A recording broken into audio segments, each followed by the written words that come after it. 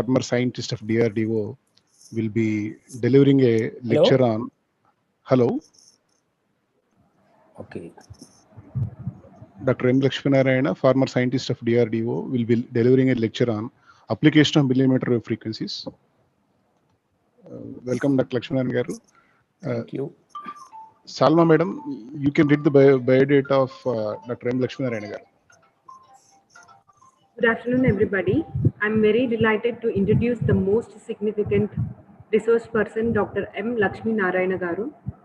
Dr. M. Lakshminarayana garu did BTech in Electronics and Communication Engineering from JNTU, Hyderabad in 1978. MTech in Microwave and Radar Engineering from IIT Kharagpur in 1980. PhD from Queen's University of Belfast, United Kingdom on Commonwealth Fellowship during September 1988 and December 1991. Dr. Lakshminarayan garu joined Defense Electronics Research Laboratory, DLRL, DRDO, Hyderabad as Scientist B in January 1981. Over 34 years in DRDO, he immensely contributed towards indigenous development of antennas and microwave components for various projects, and shouldered the responsibility of execution of electronic warfare projects and programs. Significant assignment he held include his project as a project director and subsequently as associate program director. He successfully completed the indigenous development and production of radar electronic warfare systems for Indian Army. He was a project director for indigenous development of advanced communication ESM technologies, achieved some reduction of gap of self-reliance. He was responsible for successful flight testing of communication support measure CSM systems on a aircraft. Dr. Lakshminarayan garu was a program director of Naval Indigenous Electronic Warfare Program. With 34 years of R&D experience, Dr. Lakshminarayan garu superannuated from DRDO service in April 2015 as a scientist H, outstanding scientist and associate director DLRL. After retirement from government service, Dr. Lakshminarayan garu worked as a professor in ECE and principal of Kshatriya College of Engineering, Armoor from May 2015 till August 2017. Presently, he is Director R&D with Unistring Tech Solutions, Hyderabad, and Adjunct Professor, Bharat Institute of Engineering and Technology, Hyderabad. Dr. Lakshminarayana has more than 30 publications in national and international conferences and journals. He guided a number of MTech scholars for their projects. 2 scholars got PhD under his guidance. Dr. Lakshminarayana is a Fellow of Institute of Electronics and Telecommunication Engineers, Fellow of Institute of Engineers India, member of AOC, member of ACM, and a senior member of Institute of Electrical and Electronics Engineers, USA. During 1997 to 2006, he served IETE Hyderabad Center as Honorable Treasurer, Honorable Secretary, and Vice Chairman. During 2008 to 2019, he served IEEE Hyderabad session as Secretary, Chairman of MTTAP EMC Joint Societies Chapter, Vice Chairman, Chairman, and Chair Nomination Committee of IEEE Hyderabad session. I would like to invite Sir for proceeding this session. Thank you, Sir. Thank you. Thank you, Salma Sultana ji. Thank you, Sir. Can I share screen? Should I use the share screen? Yes, sir. Yes, sir.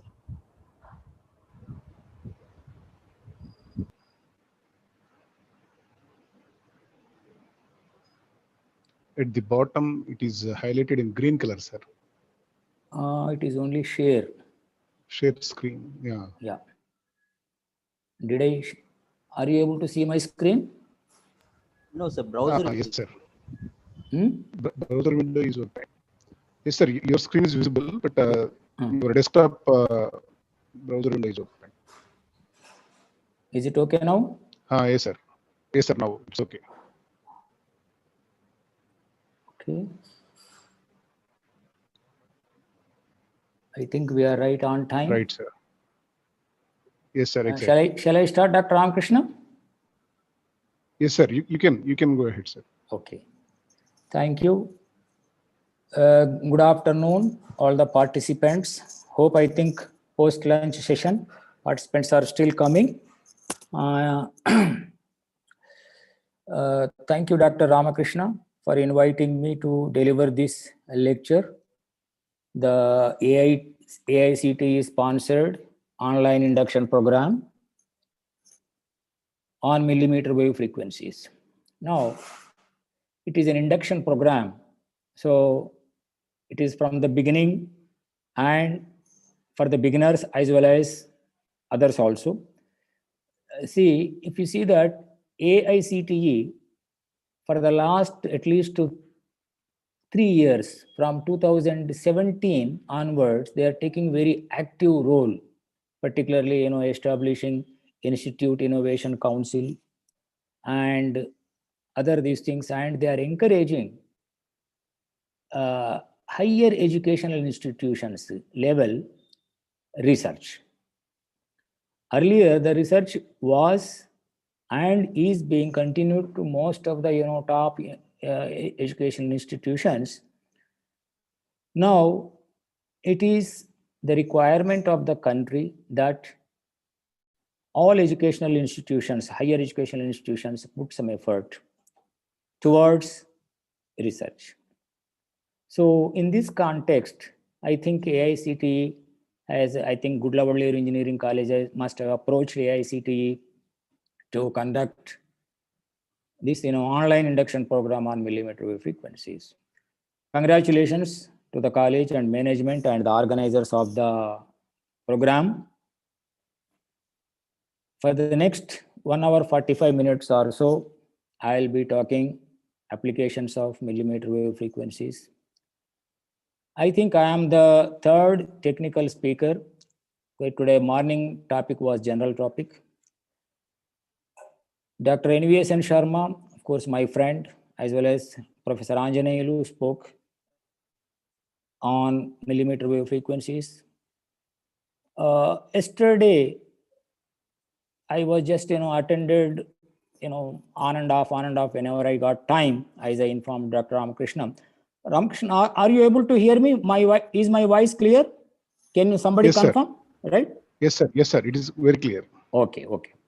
So coming to the, mostly out of 6 speakers, 4 are from academics. Because one more is going to talk from IIT Bombay and IIT Kharagpur. And of course, I am an IIT Kharagpur alumni, but worked for DRDO for more than 34 years, right? Now, to start with, I will just, say that outline of my talk. Sometimes, there could be some overlap what my predecessors, earlier speakers must have spoken something. If it is, as it is 100%, if somebody, hints me, I will skip that. Otherwise, the topic could be same. Still, I will present a different material, right? So, these things are known to us. Now, mostly we will concentrate on the millimeter wave research in India. Yesterday, I happened to listen, just at that particular time, Dr. Ramakrishna was asking whether how to proceed, is there anything is there. I think I will extend more on whatever was discussed yesterday. Right. Now, this is, as a matter of continuity, I included this. If you see this here, 30 gigahertz to 300 gigahertz, we call them as millimeter waves. In this also, we are interested in the wireless communication, industrial, scientific and medical communication, wireless local area networks, personal communication systems, satellite communications, remote sensing, ultra-wideband radar, whatever it is, you see the moment this certain terminology will be little bit overlapping, microwaves, millimeter waves. See, Micro 10 to the power of -6, milli 10 to the power of -3. This has nothing to do with this. Some nomenclature our elders have given, let us follow that. So millimeter waves in principle occupy a spectrum of 30 to 300 gigahertz, right? Which translates to the wavelength of 1 millimeter to 10 millimeter. Sometimes, in the presentation, somebody says U band, somebody says V band, somebody says W band. See, there are standard definitions, micro and radar bands. These are IEEE designations, right? These are the ITU designations, International Telecommunication Union.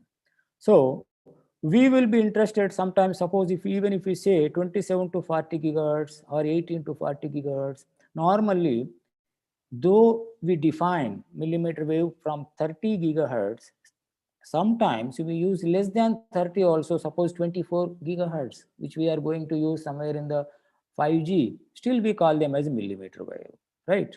This is little bit for convenience only. There is no hard and fast rule exactly. Suppose if you see this one, millimeter wave or G says 110 to 300 gigahertz, but millimeter wave starts right at Ka band itself, right? Okay, this is only for the band designation.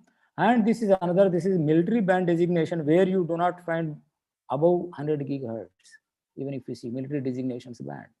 This is called ECM band, electronic countermeasure band, right? Now, why millimeter waves? When so many waves are there, why are we looking for this one?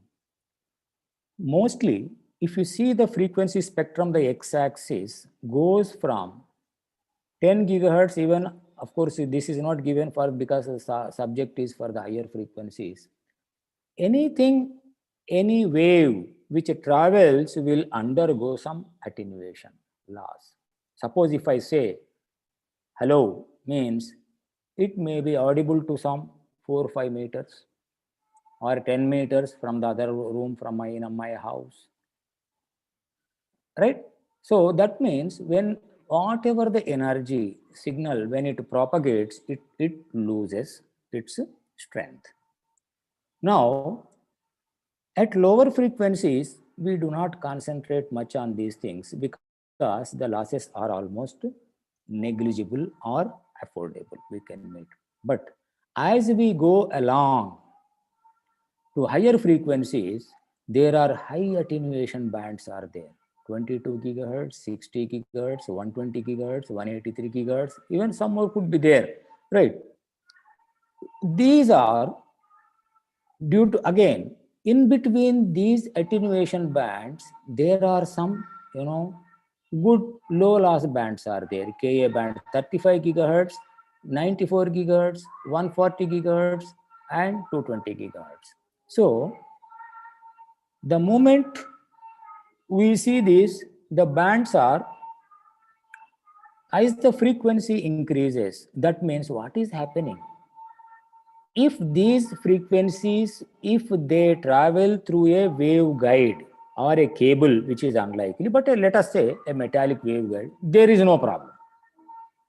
This sort of high attenuation, low attenuation will not exist. It goes to the waveguide,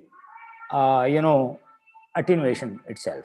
Now, in the case of these losses will come only if the propagation is in the open space. Open space, propagation is in the open space. So how much this thing is there? Then when this is not happening at the lower frequencies, why this is happening at higher frequencies? See, I thought that because Dr. Anjaneyulu spent most of the time for those other things, though, so applications normally automotive as well as 5G, these are all natural things, right? I thought that I wanted to cover those also, but since he has already covered, right, I just cover some propagational issues. What will happen? You see, propagation due to, see, in the nature, in the air, open place, see, we know that in the air or whatever it is, we have got some pressure, moisture, that means H2O content, oxygen content, nitrogen content, other content, something like that, right? fog, rain, all those things. So this particular band, why it was not exploited earlier was only because of the technology limitations as well as understanding and meeting the technology requirement for these things. As we go along, I will dwell more about these things, then we'll go to the other applications, right? Lower frequency bands, HF, very high frequency, ultra high frequency, and microwave bands are fully occupied and crowded. There is no extra room is available. The millimeter wave market is limited to the high performance defense applications and automotive radar. Of course, now 5G also. Earlier, apart from 5G, automotive radar and other applications are related to defense applications, right? 5G and SATCOM markets have commercialized millimeter wave phased arrays and opened up many possibilities for millimeter wave components and devices only over the last 1 decade. If you see that, I think the recent one microwave journal, I think September 2020, they brought out some figures here. Global millimeter wave technology market size is estimated to grow from $1 billion in 2020, means the current year, to $3.4 billion by 2025. Now, over these 5 years, what could be the growth? The growth is normally mentioned by compound annual growth rate, means every year how much it is expected, almost to 26.4%, right? Now, in this growth, where shall we concentrate? If you are an industry person, if you are an R&D person, if you are an educational institute, where we have to concentrate? The antennas and transceiver segment is projected to the highest compound annual growth rate, CAGR, of the millimeter wave technology, right? Why this happens so? Only we are talking because for other things, the moment we have to, transmit and receive, we need a transceiver. And in order to receive waves from one place to other place, we need an antenna. So antennas and transceiver segment is projected to grow at highest CAGR, right? Now, with the adoption of 5G technology, everywhere, almost every day, something you see this, right? Smartphones. Actually, nobody expected that smartphones will come with 5G, right? But it has become a reality now, right? This is again, just now I already explained in the figure that, atmospheric larger, something, people tell that a reduction of component size is fine, antennas with narrow beam width. Antennas with narrow beam width, though this as everybody puts, I have put it, but I don't agree. No antenna can have just like that narrow beam width, right?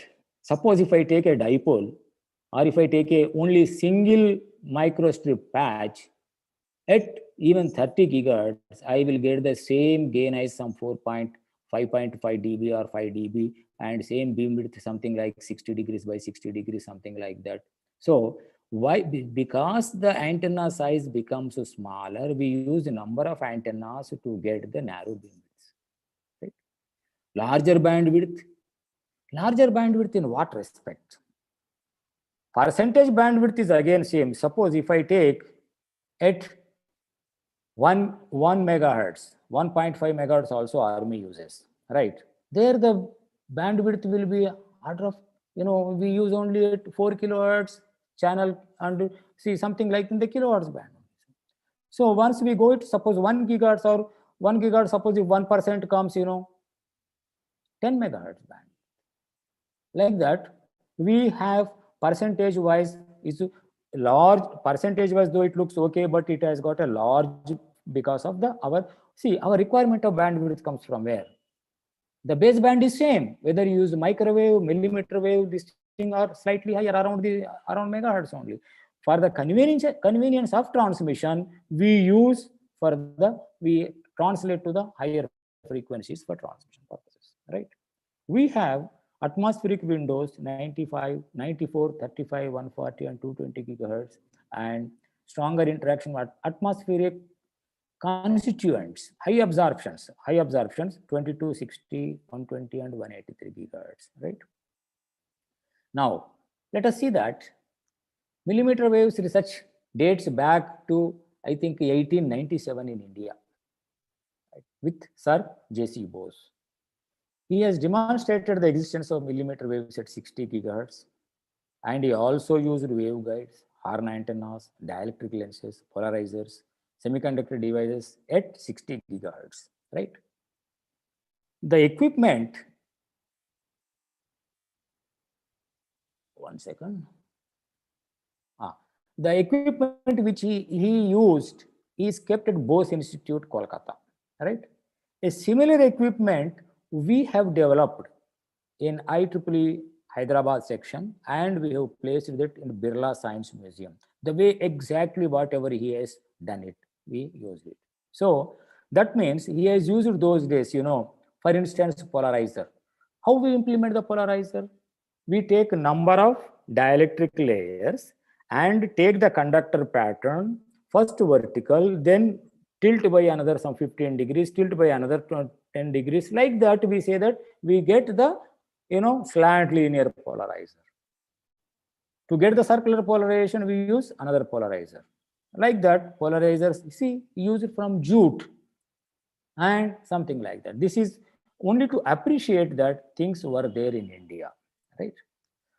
This is, was already, I think, this only to illustrate that there are multi-path effects. It is not that suppose if you say within 915 centimeters, it goes only like this, like this, like this. Is only the way to the researchers' explanation how the propagation takes place. I think this was already, I think Professor Sharma displayed this. I skipped this as well. This is also, see, wall propagation. If it propagates through the wall, that means we will have a imaging application. That was the core purpose of Professor Sharma's presenting this. Now these are the technologies: silicon germanium, CMOS, indium phosphide, gallium nitride, silicon germanium, anyway I told, gallium arsenide, and Hans printed circuits, printed arrays. Not only this, we can use other things also. SOI, silicon on insulator, right? And some wafers, other things also we can use it, right?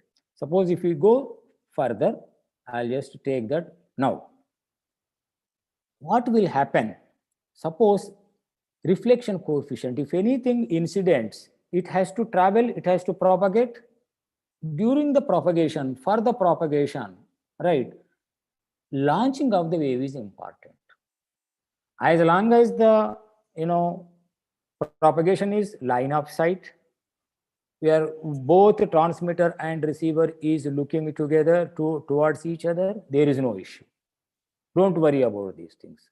But that is not a whole application for us. Suppose if I have to use a radar, then the radar transmits to a target which is not known to you, which will not respond to you. Radar, it is going to be an unfriendly target. So in such cases, see, in the electromagnetics, the principles we exploit use of what? Reflection, transmission, absorption, refraction, scattering, all the properties we use it. Suppose if the grazing angle, this is the grazing angle, the x-axis, power reflection coefficient. Suppose in the path of millimeter waves, a stone may be there, a marble may be there, a concrete may be there, some tiles, glass, plasterboard, wood, clipboard. Suppose if I'm talking from here, see if my voice is up, if my transmission, if I transmit from here to outside, means my windows and other these things will come. So like this, these are the things. And this also depends upon, these figures are at 60 gigahertz, horizontal polarization. See, take a grazing angle of 40 degrees.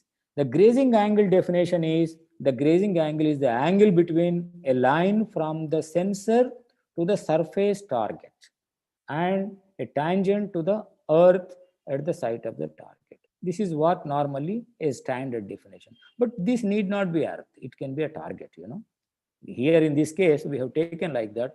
Suppose if you take it 60 degrees, and so 40 degrees you take it. Here 40 degrees is nothing. You are going to get, minus 40 dB reflection coefficient. Gentlemen, here reflection coefficient, it talks about the power reflection coefficient. Reflection coefficient is voltage reflection coefficient, rho is equal to incident to wave, reflected to incident, ratio of the reflected to incident. Square of that one will become the power reflection coefficient. Nothing great about this. This is the terminology which uses. See, the central idea is when we use radiation, it will have some polarization. Vertical, horizontal, and circular. Depending upon the polarization, depending upon the material, these things, there will be a attenuation. Signal reflection means it is okay. It is things will not go. Whatever we transmit, things will come back. This is where I would like to say no details need to be done. All that we have to see that polarization is one factor which determines the surroundings, right? Why we have taken 60 gigahertz is I will spell. Now human body attenuation. Now suppose what we are doing, we are planning to use 5G, right? 5G means we take one mobile and keep it like so. In the human body also there is going to be attenuation. Here if you see at 60 gigahertz again we have taken, not necessarily 5G we take. 5G we have to work. People are already working. Fat, bone, space, bone, and fat. Some 5 layers if we take 4 layers.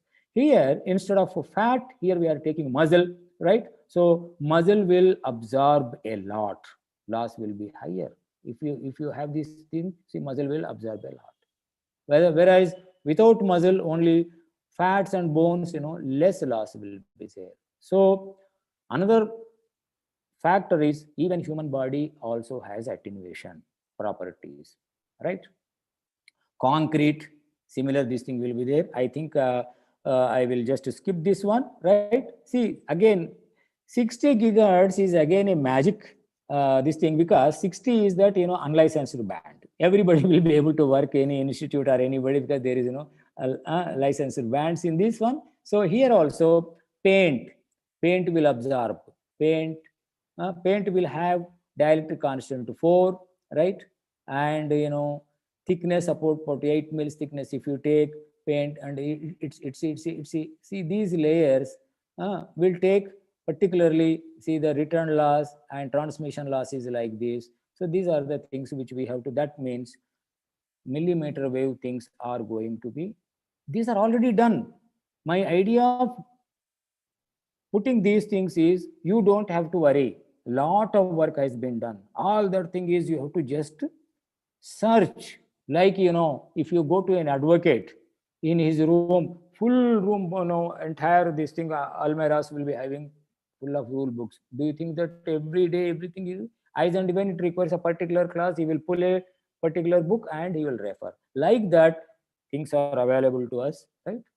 Now, propagation effects. I'll just, so here, what will happen? The molecular absorption in gas. Let us get into chemistry.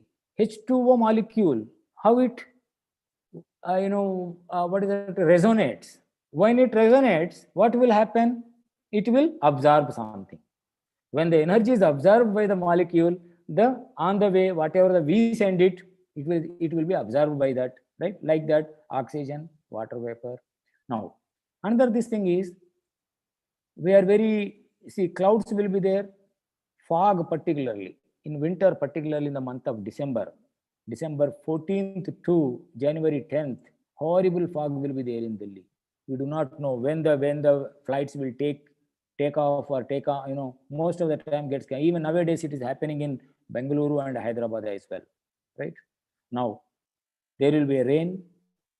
Nowadays we are seeing, earlier, for the last some years, we have not seen the heavy rains. Now we are also seeing the heavy rains, snow, hail, dust, sand. This dust, sand, dust are, particularly in the Rajasthan area, right, for us, right? So In the refraction, there will be anomalous propagation also is there. Fading along propagation path. This is, see, anomalous propagation is a very funny phenomena I could never understand. You know, Vividh Bharati, nowadays, I think the youngsters may not be knowing. I think Dr. Ramakrishnan might be knowing. Yes, right? sir, I know that. See, Vividh Bharati in Hyderabad or Vijayawada, I do not know, or Vizag, we used to receive in IIT Kharagpur only in 2 rooms. In J.C. Bose hostel. I do not know if any my alumni of IIT Kharagpur are there. I used to be there in J.C. Bose room number 2215 and my friend 218. Particularly if you take it at a particular place, we used to hear this.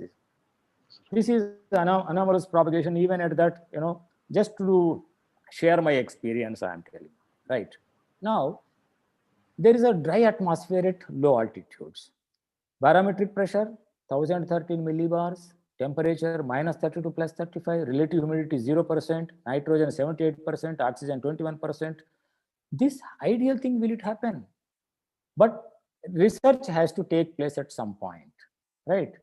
Temperature can be okay, -30 to +35 at most of the places. Of course, in India, most of the places will be above 35 also. But relative humidity getting at 0% is only very rare, that to hot summer, like a Hyderabad summer, not Vijayawada or Guntur summers, right? Right. Now you see that dry atmosphere attenuation at low altitudes. What will happen is, if you say any given time 60 gigahertz is very high attenuation, it is going to be having about 18 dB per kilometer, right? This is some specific standards. Like this, if you take, you know, these are the attenuation bands. We cannot use them, right? But these are all the pass bands. We can use this, but okay, 700 gigahertz, all that we don't use it, only for 94, 140, to some extent to 220, 140. This is very clear, but it all the way, this particular graph only says dry atmosphere, but everywhere dry atmosphere will not be there. Now, this is the old one I just am showing to you, because how it was and how it is. Now you see at low altitude 2, right?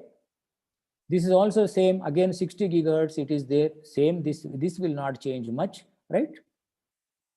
Now, water vapor characterization. How to characterize the water vapor? Water vapor will be, the moment water vapor is there, the relative humidity cannot be 0%. The relative humidity changes minimum to 5% to even 100%. And the relative humidity or water vapor we measure in the grams per meter cube, right? And this along with the temperature we need to identify. That means if it is at 30 degrees temperature, if a relative humidity is of 5%, my water vapor content is going to be this much.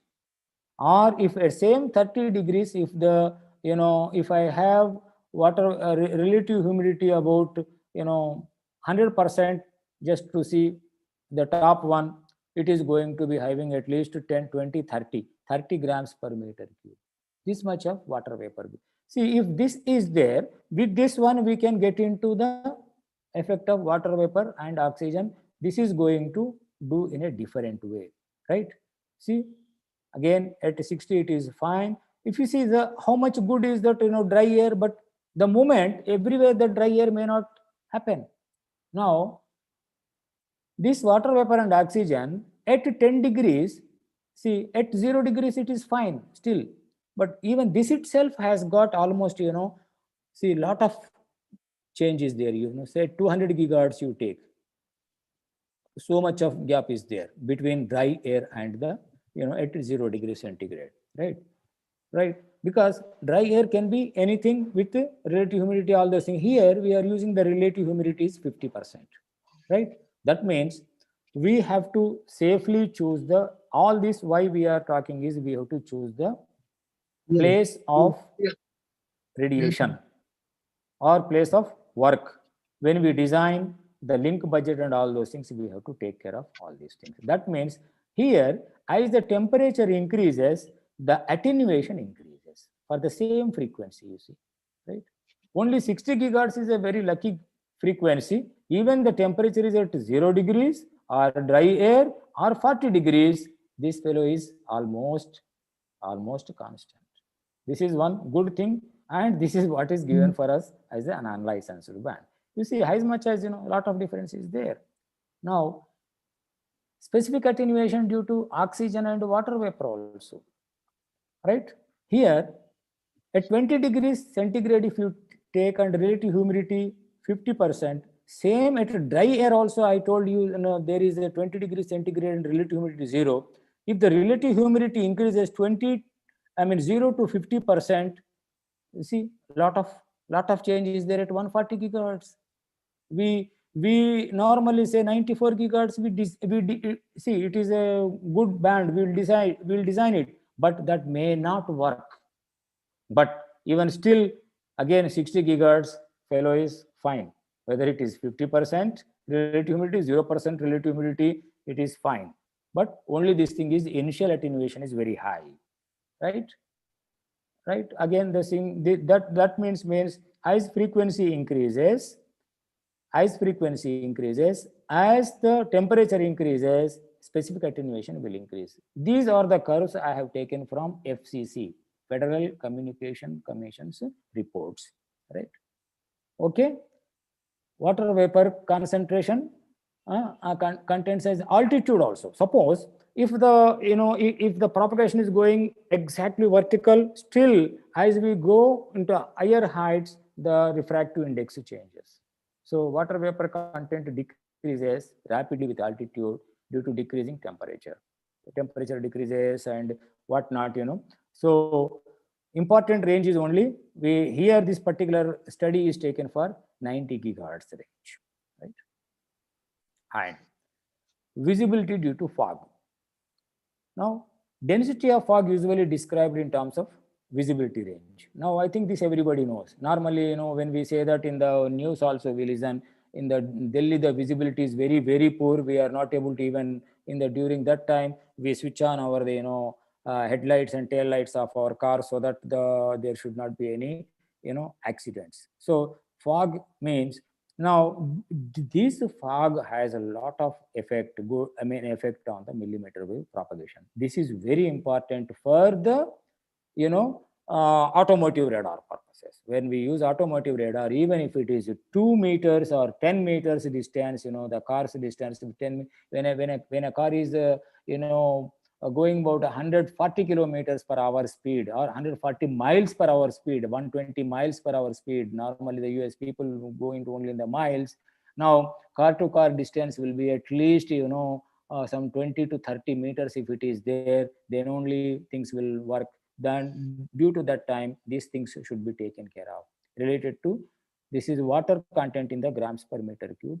And radiation fog is called cooling after sunset, and advection fog, humid air and low surface temperature. So some summoned substances, if you are working on any system for millimeter wave frequencies, have an idea of propagation properties, which are readily available. Only you have to adopt it to your application, right?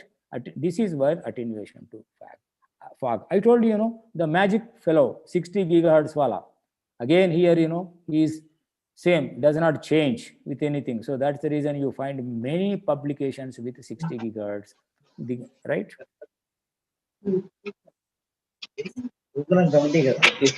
W band performance, this is okay. Now, hello. So please continue, sir. Please continue.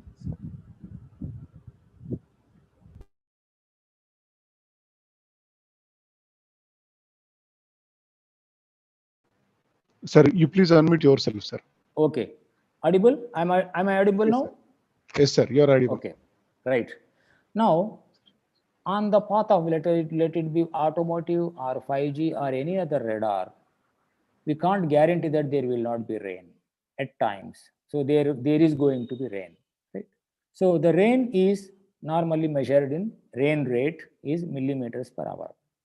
While rain is there, we also say the drop size, drizzle, a light rain, medium rain or heavy rain. The drop size could be a Rayleigh distribution or Gaussian distribution, something like this, right? And the meteorological conditions, probability of precipitation at rate, or height distribution of precipitation, rain cell diameter, that means raindrop diameter, and thunderstorm. Sometimes, hails will come. It may be 2 or 3 minutes, but the 2 or 3 minutes that communication gets disturbed. That we have to. Okay. So the effect of rain normally 2.5 millimeters per hour, 5 millimeters per hour, 10 millimeters per hour. This is the chart.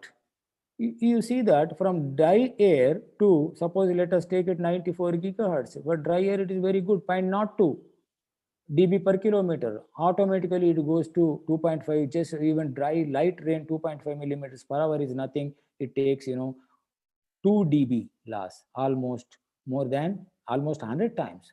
0.02 to 2 dB is 100 times, right? So like that, the rain effect also will be there, right? If you see this, normally light rain, moderate rain, heavy rain. Rain rate is up to, suppose, up to light rain, the probability of, see this attenuation also, if you see this, the probability of light rain at, around 2.5 millimeters per hour is almost 1% probability. Less than that is more than 1% probability, light rain. Light rain probability is there. But light rain to moderate rain, mostly it is less than 1%, right? Mostly less than 1%. And heavy rain is very, very rare. Like Kundapota Varsham antam Telugu lopala, heavy, right? That is very rare. So this also have got a specific attenuation, dB per kilo. This is an additional attenuation compared to the other one. Like you see, again 60 gigahertz is fine, right? Now, let us see that what is the effect of all these things. I told big stories almost for the last half an hour about this, propagation aspects. Where it is used, everybody, youngsters may be thinking, oh, why this is required for, 5G applications. I don't need that. But somebody needed this earlier. Missile seekers.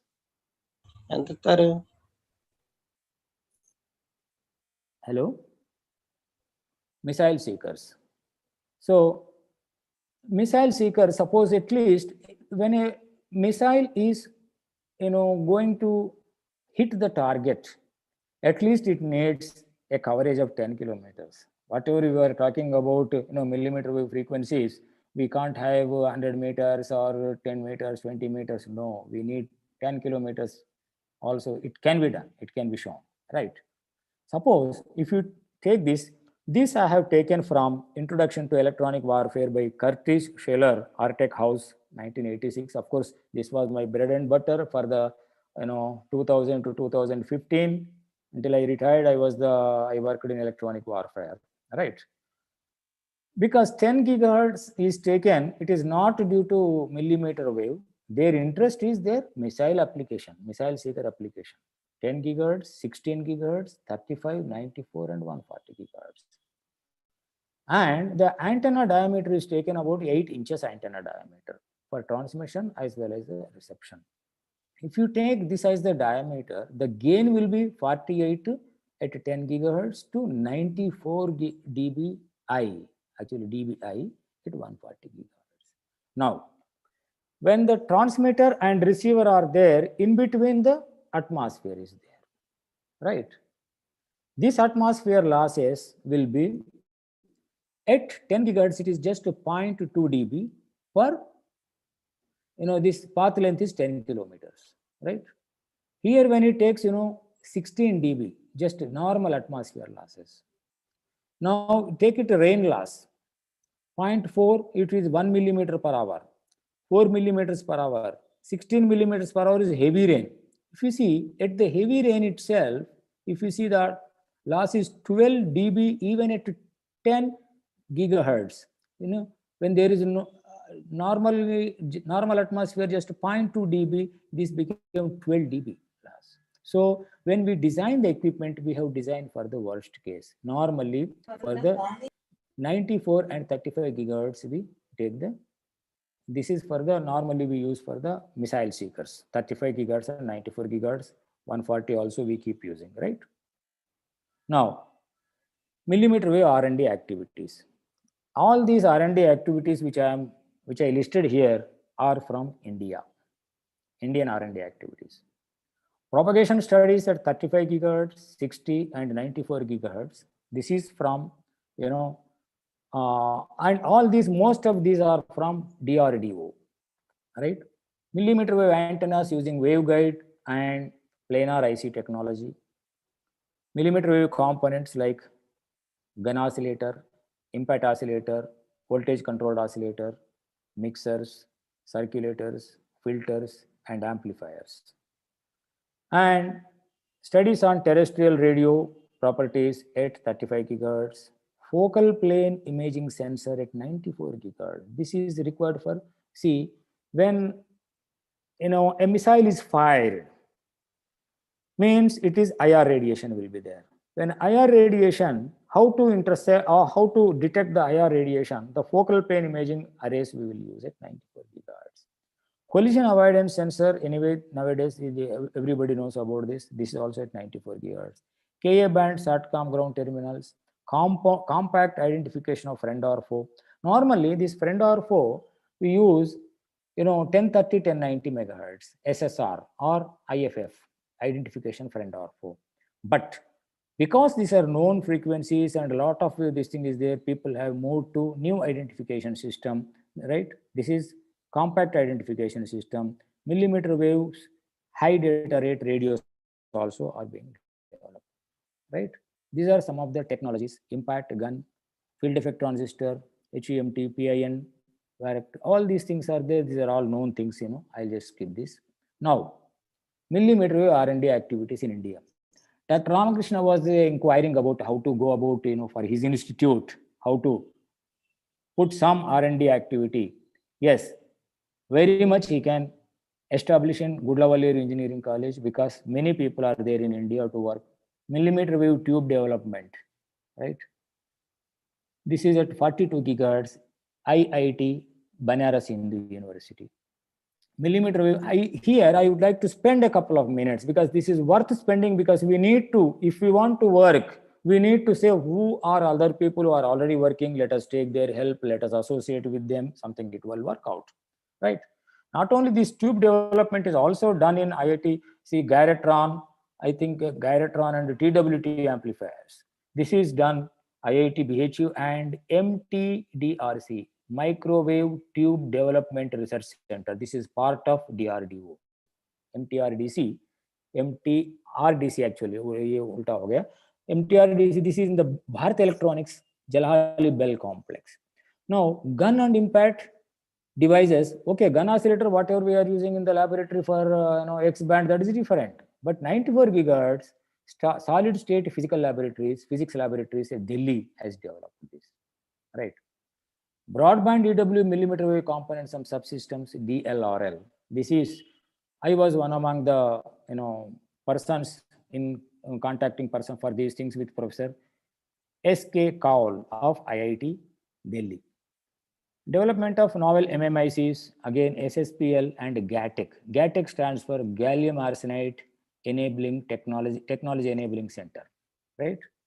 Transceivers for seeker development, RCI. Just now I told RCI is the one which they have got equipment up to, I think, 120 or 140 gigahertz, right? DLRL has got up to 60 gigahertz, right? And key components and subsystems of Ka, U, and W bands. SAMIR, Kolkata. SAMIR stands for Society for Microwave Electronics Engineering Research. This is in Kolkata. Of course, Mumbai, Chennai, other things are there, but this is exclusively for established for in SAMIR, Kolkata, right? Advanced research in millimeter wave, and characterization, NAIL, National Aeronautics Laboratory, Bengaluru. High power impacted gun devices, Siri Pilani, Rajasthan. Research in charged particle beam plasma in IPR Ahmedabad, Institute of Plasma Research. Training programs in millimeter waves and Bose Museum. This is of course Kolkata, right? You see this, so many people are there using all these things. You see these millimeter wave facilities in India. Whatever these things I have shown here, people are just like that, SAC Ahmedabad, up to 220 gigahertz also they are working. They have got equipment, right? IIT Delhi, they are going to terahertz, 110, 67, 50 gigahertz. Deal Dehradun up to 140 gigahertz. IPR Ahmedabad 110 gigahertz. NAL Bangalore 220 gigahertz. Siri Pilani 220 gigahertz. Samir Kolkata up to 110 gigahertz. University of Hyderabad we have got. Yes, right. I will, I think tomorrow or sometime today in the next presentation, while presenting, I will mention this one, right? IIT Kanpur 67 gigahertz, IIT BHU 90 gigahertz, IISc Bangalore. See, these are not the exhaustive list. This is I have taken from Professor S.K. Kaul, Professor Shiban Kumar Kaul, right? So these many people are working, right? Now, what are all the other facilities? This is only, if you have some network analyzer and, power meters and other things, this is fine, certain equipment wise, right? Then if you see this, the facilities which you need will work. SITAR, Society for Integrated Technology and Applied R&D. They have CMOS, MEMS and LTCC. LTCC is for low temperature co-fired ceramics. This is one of the important technologies for millimeter waves, right? Gallium arsenide enabling technology centers of MMICs and MEMS. Semiconductor complex Chandigarh, CMOS and MEMS. Siri Pilani for MEMS. CMET for LTCC. These are the available in India, right? Now, you can form a group and how to go about.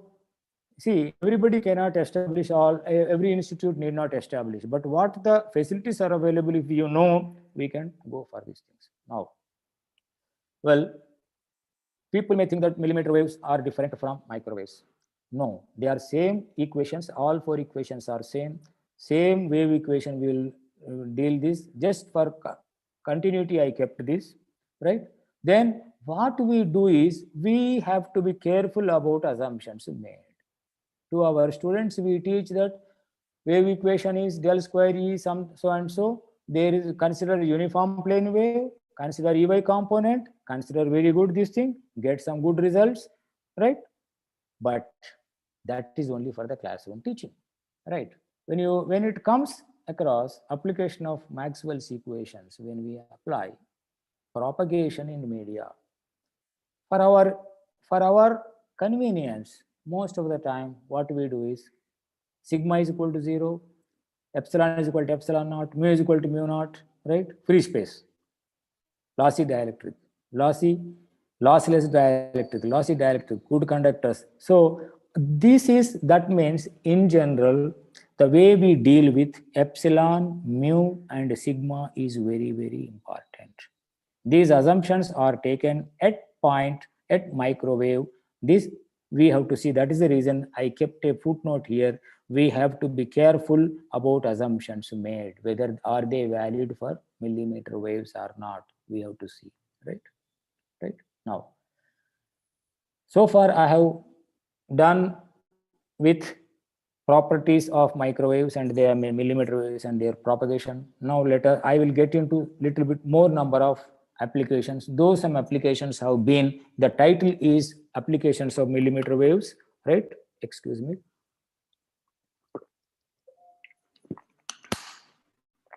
Now, let us take one radar. I told you in the beginning itself, in any propagation, the properties of transmission, reflection, so these are very important. And the troubles of absorption, other things, they will be there. We have to quantify them. Radar stands for radio detection and ranging. Of late, if I see, in the BTech curriculum, radar is almost vanished. If I see, or at the most, it is only in the last, I think, fourth semester, fifth or sixth semester, it will be like one of the elective, and most of the people are nowadays ignoring this.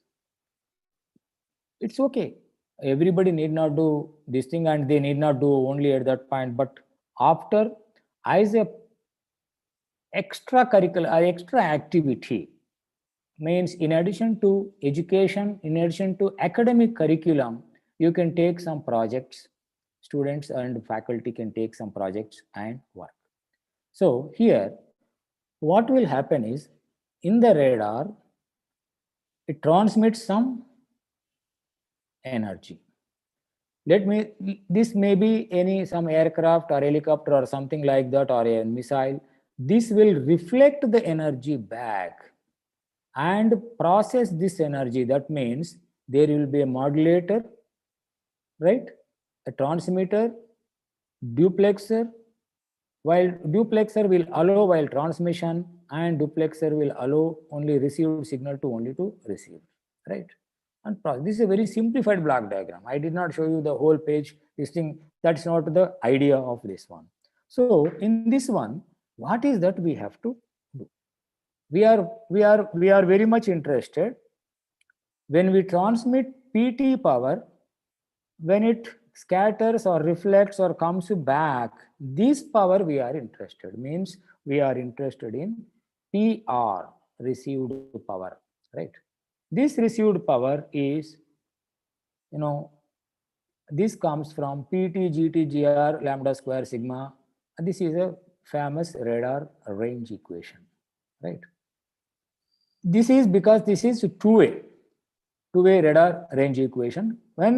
If you take R4 here, PR here, this will give the range, how much range I can cover. In order to get the range, I need to use some transmitter. It is constant. Once I design the transmitter, about 10 watts, 10 kilowatts, or 100 kilowatts, the transmitter is fixed. Now, the moment I choose antennas, transmit antenna and receive antennas, they are also fixed.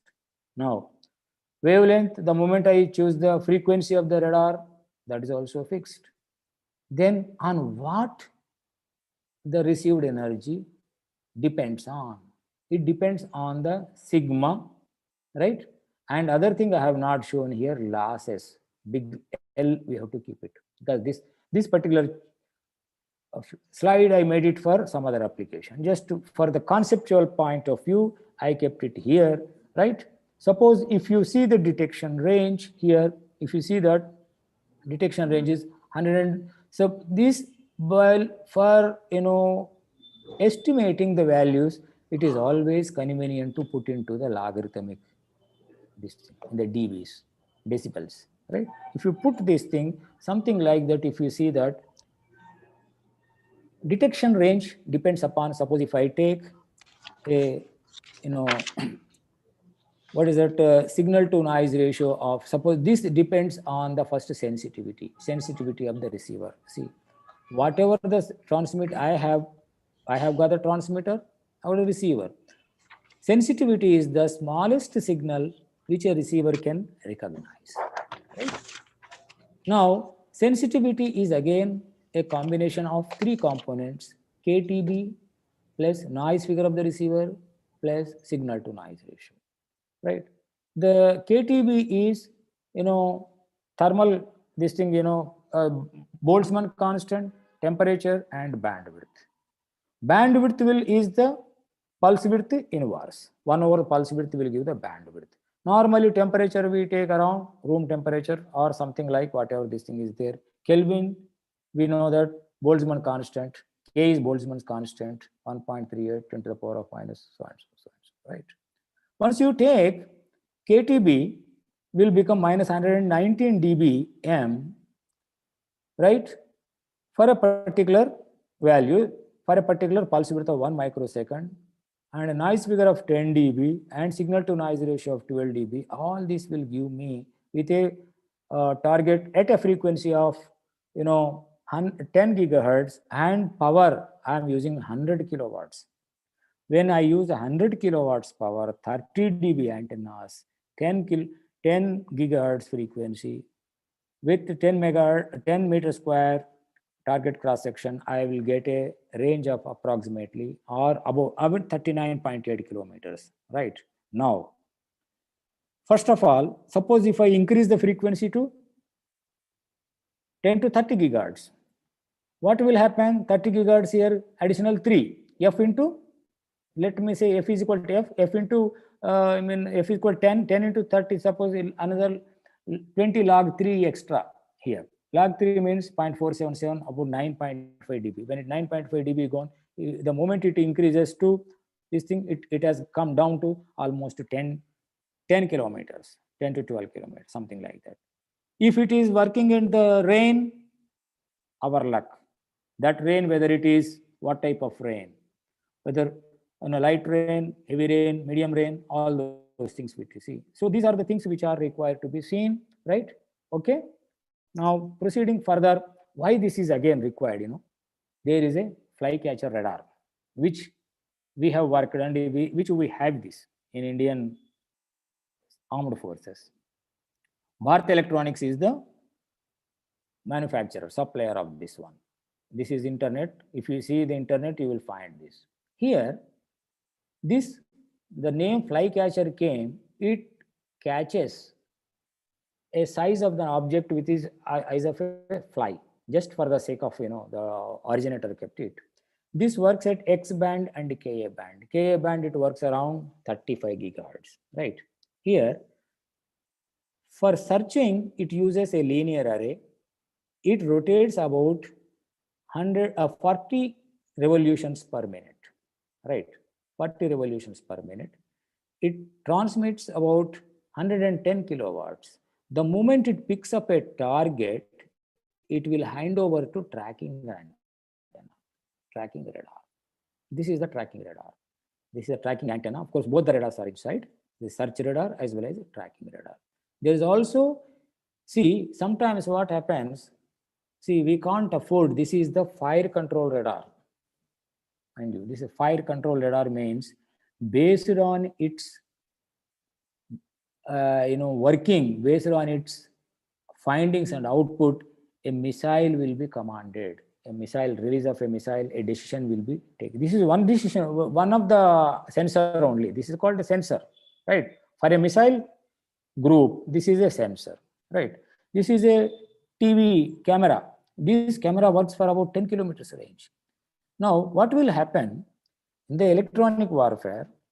Once you are tracking an air target, means if the target is in the,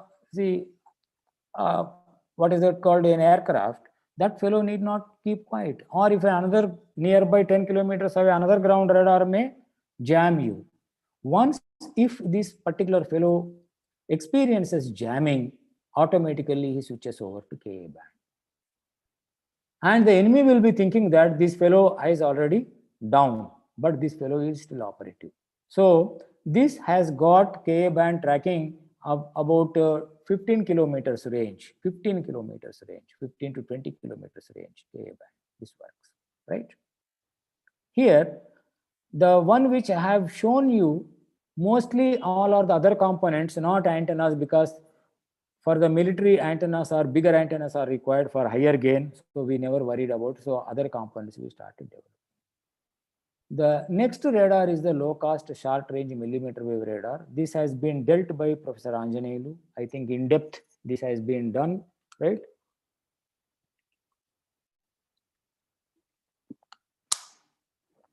If I am right? All that I would like to say is, here the technology is taking leaps and bounds. A 65 gigahertz Doppler sensor with on-chip antenna, 0.18 micron silicon germanium BiCMOS. See, this is Infineon.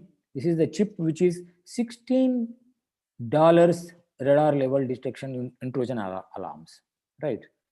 And the working of this thing is already explained. I don't want to repeat the same thing again here, right? I'll just application point of view, since it is already done.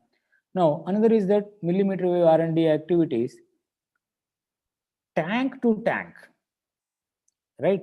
This has been done. This is used for compact identification friend or foe. In addition to this one, we can always use, see, in the identification friend or foe, what will be there? There will be an interrogator, there will be a transponder. The interrogator will ask, are you the same person or not? Suppose in the nowadays, earlier it used to be an open one. Now presently what is happening is a selective identification system. Since we have got a lot of area is there, I mean pulse width was there, what we do is we ask, we take, okay, are you so and so target?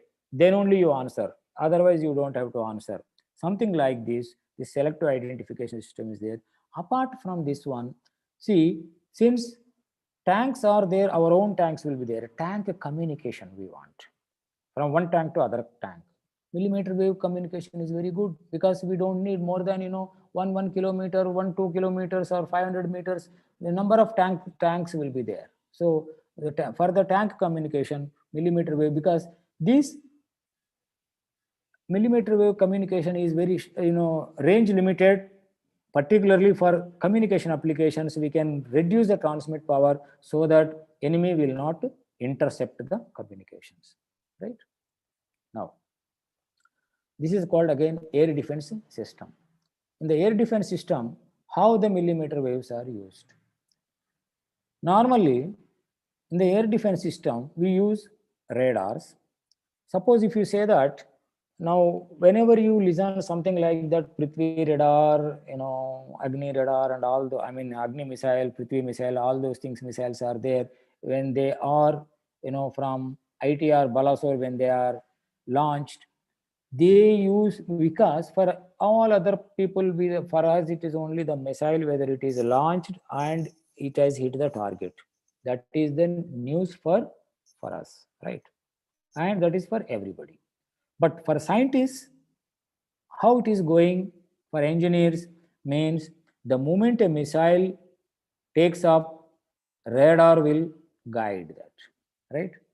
And the radar in the, suppose, air defense application, suppose S-400, I do not know whether you must have heard of, you must have heard of it. India is buying some, this air defense system, means particularly it will shield it will not allow any target in a particular area coverage. So this will be having missile track command links, track via missiles, and surveillance and detection and homing radar, and these are the things. So such radars are very, very, very expensive, right? About more than 10,000 elements in each radar. Tomorrow when I tell a biggest phase radar is having 40,000 radiating elements, SBX, right? Now, you see this radio telescope application. Here, we are interested in the fully steerable parabolic reflector. Reflector diameter is 100 meters, right? This has got the frequency, you see, 408 megahertz as well as 86 gigahertz, right? We are interested in this. Millimeter wave antennas need not be only small. Millimeter waves can be used for astronomy, radio telescope applications also, right? So here, see, look at this. Wavelength is 0.35 centimeters only because it is 86 gigahertz. Focal length itself, focal length from here to here, it is 30 meters. That is the reason we don't use the front fed. We use rear fed only, right? Here, this is sub-reflector. This is the feed actually. Feed won't be here, right? Here, then aperture area 7,854 meters square. All these things is fine, but the beam width is 10 arc seconds.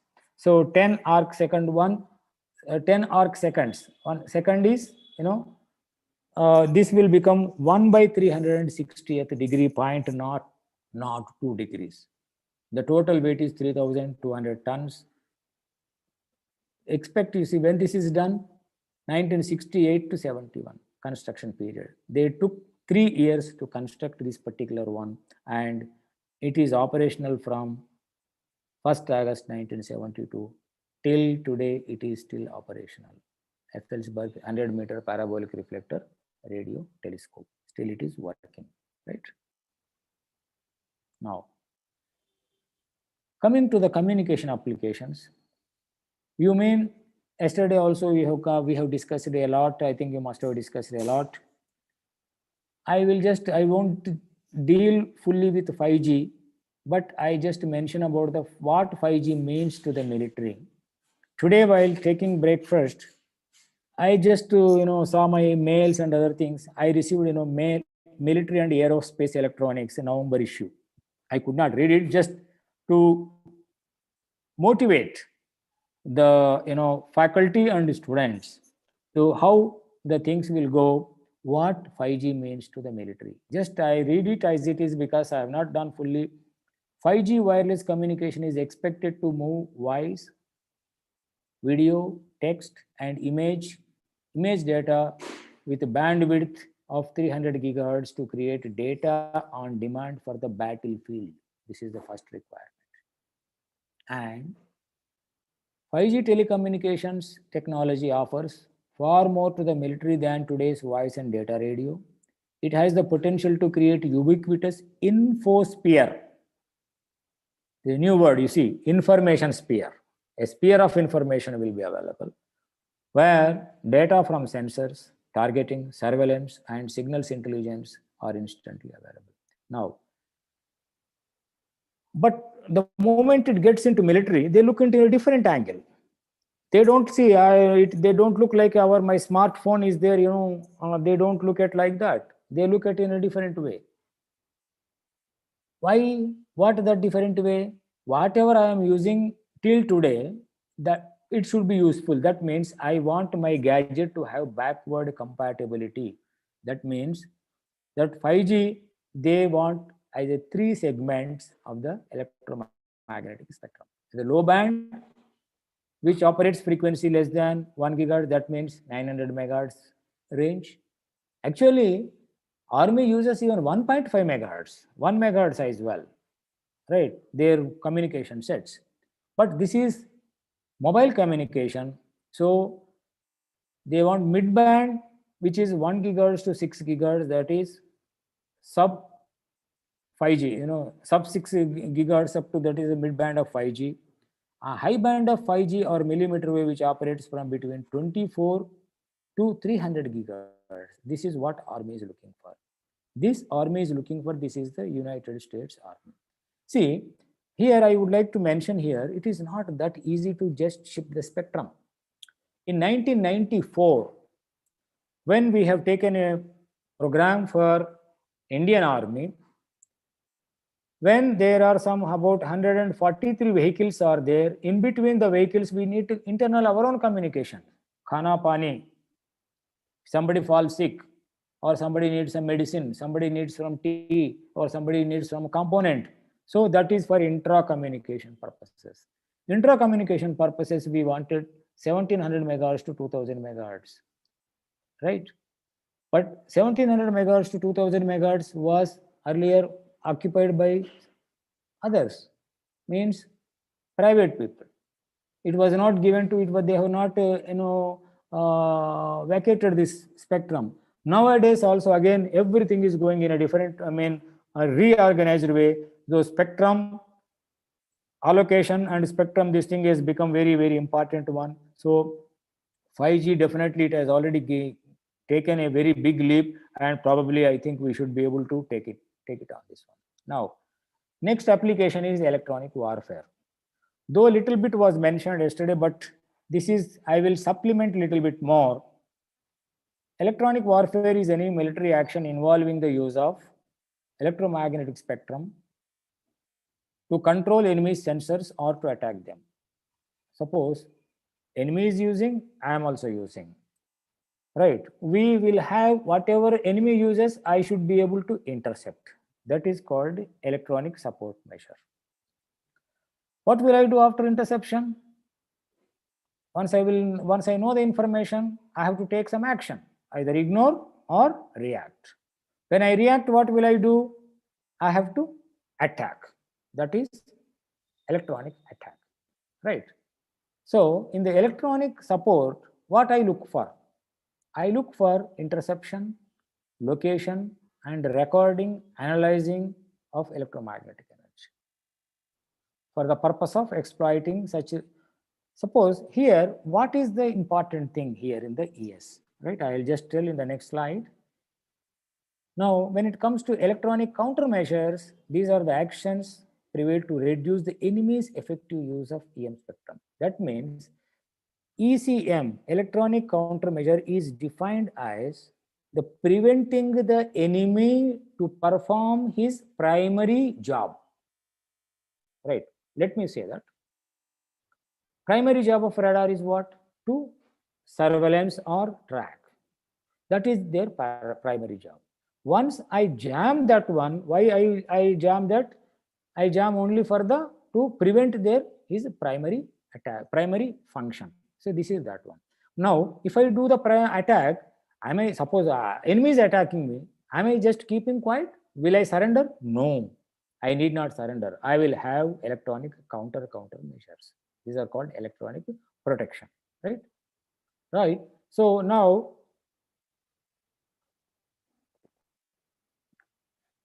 in the electronic support system, the main features are search, intercept, measure the parameters. What parameters will measure? Frequency, direction of arrival, pulse width, pulse repetition frequency, PRF type, time of arrival. That means, suppose when an unknown fellow radiates, he is not a friend. We don't know from which direction he is radiating or at what frequency he is radiating. We do not know. So these are all totally blind. How to measure? See, in the microwave laboratory, we make our students to measure the frequency.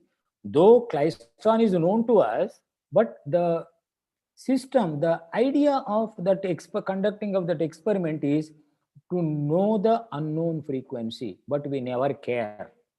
Even students normally take from their seniors and copy the results and go away. But what can we do? Self-motivation, unless the self-motivation comes, we all realized, see, this is where it is required. Why do we teach them to measure the frequency? Because this is the requirement, right? So with this one, what are the things which we use? Radar warning receivers, electronic support receivers, and electronic attack receivers, electronic intelligence receivers. Now, this is the function of the receiver.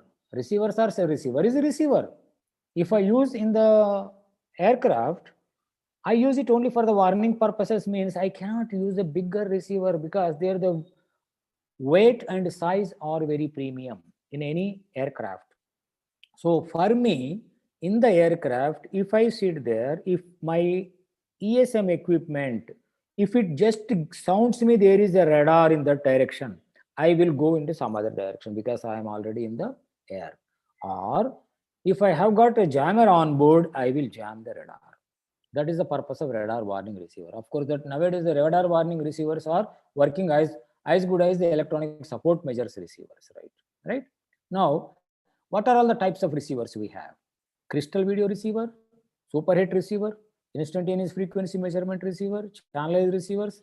So these generally they will be known to discuss normally in the classroom. Also, IFM is the one which is very new. Normally we don't deal in the academics. Instantaneous frequency measurement receiver or digital DIFM also, right? And channelized receivers also to some extent we don't do it, and the digital receivers, right? It's only just I'm mentioning here the opportunity to work for, right? We have ESM system. The moment, here one more antenna will be there, 18 to 40 gigahertz, because all our electronic warfare equipment will work from 0.5 to 40 gigahertz. Now that 0.5 is brought down to 170 megahertz now. The present systems in Indian armed forces, 70 megahertz to 40 gigahertz for radar purposes. So antenna is an essential thing, whether it is 10 gigahertz or 40 gigahertz. Then we have to measure the frequency, right? Frequency measurement can be done DIFM or superhet receiver, right? Once this is done, this frequency corresponds to which direction? We need to know the direction finding purposes, amplitude direction finding, phase direction finding, time difference of arrival, rotary direction finding. In millimeter waves, we use rotary direction finding, right? Millimeter waves. TDOA and other things, principles are same because of the technology available. As on today, we use RDF, and now we are going to PDF, phase direction finding also, that I will show you, right? Now, once the frequency information comes, right? Once the DOA comes, right? Once the frequency information comes, just it is not decimal frequency. It will receive a pulse. That the pulse width, pulse amplitude, time of arrival will be known, and frequency, pulse width, DOA will come from here with all these things. Now, there will be a number of emitters, number of radars in the outside. Which radar is pulsing? They don't know. I am serial number 1. In the class, you can ask the students. You can read the student number, serial number, but there we do not know. So every unknown pulse is frequency measured and DF measured and parameters, and be de-interleave based on the first direction. From this direction, how many are coming? From the same direction, how many are of the same frequency, same pulse width? Like that, we make an emitter file track, unknown track, and we'll say that we'll store in the library. Next time when it comes, we'll update it, we'll refine it like that. This is the way the electronic warfare functions. Now, coming to that one, in millimeter wave, see, this is one cylindrical, of course. Fortunately, see, millimeter wave components we have to show bigger way because they are very small in the photographs. The bigger radars we have to show the smaller in the photographs, right? This is one 18 to 40 gigahertz constant beam width horn antenna. This is also 18 to 40 gigahertz reflector antenna. This is one. This is of course 6 to 18 gigahertz, the bigger lower ones. The top ones are 18 to 40 gigahertz. These are the antennas which are kept here now. With this one, we use rotary direction finding. With this one, we can jam, right? Here, this will have fan beam. See, looks like a cylindrical curve. Means in the fan beam, in the antenna, tomorrow I will just explain a little bit about these antennas also. Means narrow in azimuth, wide in elevation, right? This type of antennas are there, and this is the phase comparison we can utilize this, right? Rotary direction finding antenna looks like this, right? In the rotary direction finding antenna, right? Just 1 second.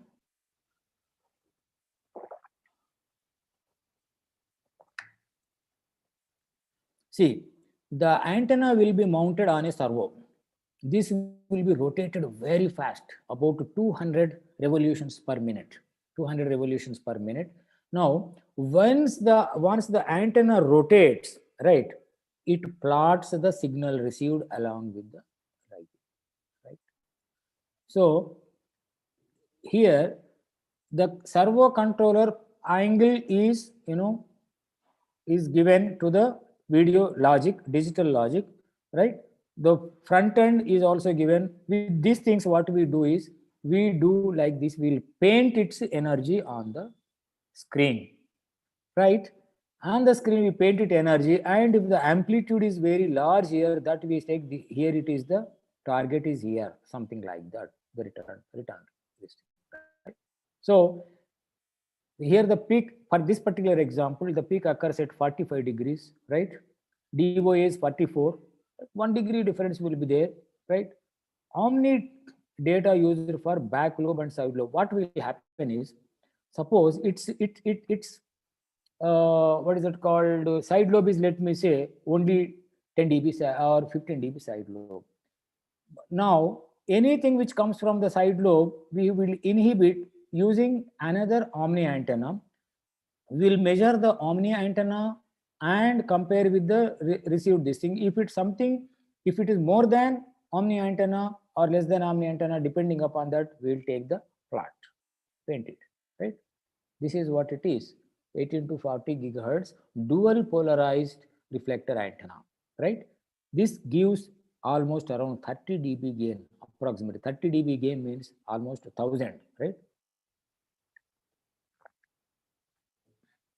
which has got, see, horizontal polarization, vertical polarization. This has got dual polarized, right? Half power beam width is in 1.6 degrees. Here it is 2.4 degrees. The moment beam width is more, gain will go less. So this is that means the idea is any system manager, whether microwave engineer or millimeter wave engineer, any engineer, we have to learn how to use antennas. We need not design antennas, right? This I have taken from the R&S catalog. Now, this particular one, superhet receiver, once if I take, normally we use the superhet receiver with this thing because we need very high sensitive receiver, high gain antenna, because space attenuation will be larger. What will happen is, see, rotary, this I think this is the one for millimeter waves we use. 90 to 96 gigahertz we have a receiver, right? Here, local oscillator, band pass filter, right? We use it, we reduce, we have shown a very compact block diagram just for our understanding, right? Now, anything after the antenna, we need actually a limiter. We keep a limiter and low noise amplifier because the signal received will be very, very small. Then what we will do is, this one we will beat with a mixer. Mixer will give you frequency, input frequency, plus minus LO. That we will get it the IF. We call it as IF. Plus it's a harmonics will be there. Those harmonics we want to eliminate, and we only take a band pass filter, again amplify it. After amplification, we give it to a conventional DIFM for the frequency measurement. Actually, superhet up to 18 gigahertz, it can measure its frequency. Here it cannot do it because we have to down convert it and give it to, instead of giving to another superhet, we give to the DIFM, right? Digital instantaneous frequency measurement receiver, right? Now, another this thing is, suppose if I have 90 to 96 and 40 to 60 gigahertz. Now, when once one receiver is available like this, can I not use what is it called for a other purposes? Why do you need a channelized receiver, right? Here, what will happen if here one frequency comes, second frequency comes, how to distinguish here? It all depends upon this particular, bit frequency, these things. Here, what will happen? We have diplexer, triplexer, quadruplexer, which the input is distributed to 1:5, right? Means not just, it is not a power divider. Diplexer means it diverts two different frequencies into two different these things. Here 40 to 44 at one port, 44 to 48 at another port, like this 56 to 60 gigahertz. Each will be, suppose a signal falling here, I can find out. A signal falling here, I can find out. Here I can find out 5 simultaneous signals which are coming here. The thing I can't do it there in the other receivers, right? That is a limitation. That is the reason we use a band. See, I told you, U-band. U-band is 40 to 60 gigahertz, right? Here, once it comes, I will take again SP2T and 10-way course channelizer. Here SP10T switch, again I down convert. Ultimately, my baseband is only 100 to 200 megahertz. This is what I am looking for. Then only here the signal passing will take place. So, these type of things are already available here, right? The non-available things are only this: mixers, low noise amplifiers, antennas, diplexers. These are the things which are required to be developed, right? This is another. This here we are using 5-channel one. Same work we are doing it with 2-channel, 2 sub-bands ones, similar ones here, right? Think time is okay, right? Now, here, this is here also same thing. This is called channelized receiver front end, where we do it again diplexer only, 18 to 40, we take it to 18 to 29, 29 to 40, and beat with 16 gigahertz oscillator and the LO frequency and 27 gigahertz LO frequency, and we beat them. We take it with SP3T or power combiner, right? With SP3T, we'll get it again. We make it a triplexer. So much of this thing will be microwave. That work will be there, right? This is all meant for electronic warfare applications. See, this is not very common. This is where most of the microwave, millimeter wave work was limited to the defense applications only. Now coming to other applications is, security, security surveillance systems, application of millimeter waves for security. Here, if you see this here, I show you this.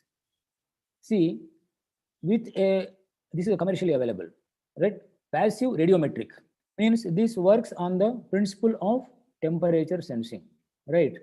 Millimeter wave image of a personal concealing metal and ceramic handguns. This is ceramic handgun. She is carrying that, right?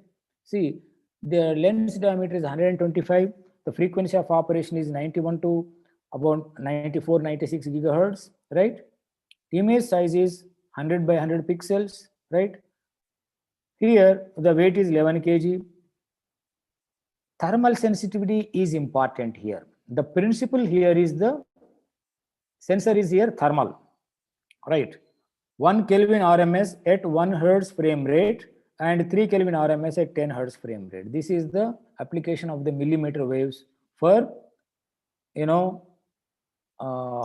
these security applications, and millimeter waves for invasive glucose meter, non-invasive glucose meter application to medical applications.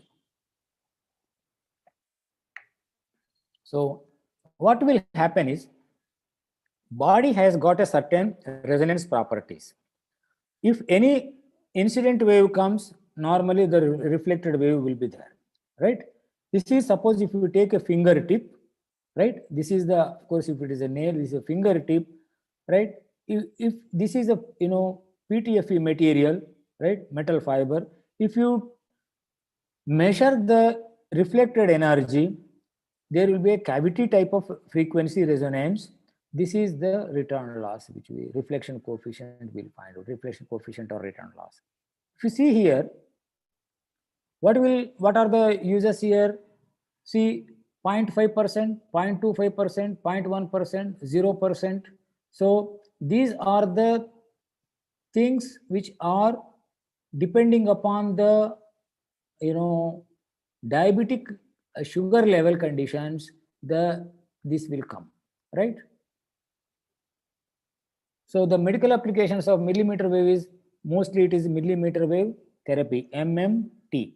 All living cells generate alternating electromagnetic fields. Our body is full of electromagnetic in nature, right?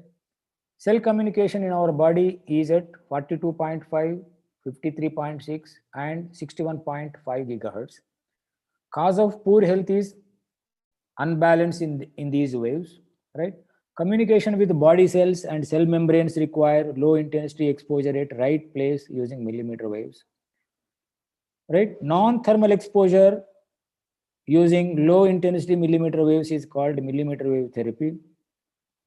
Research has shown healing effect of cardiovascular diseases, diabetes, wound healing, pain relief, gastrointestinal disorders, reduction of toxic effects of chemotherapy in cancer patients. This is exactly what I have seen here in USA. A doctor was modeling, in order to treat a patient, he has to undergo chemotherapy. So where to concentrate, in which glands, how much he has been, he was working on this one.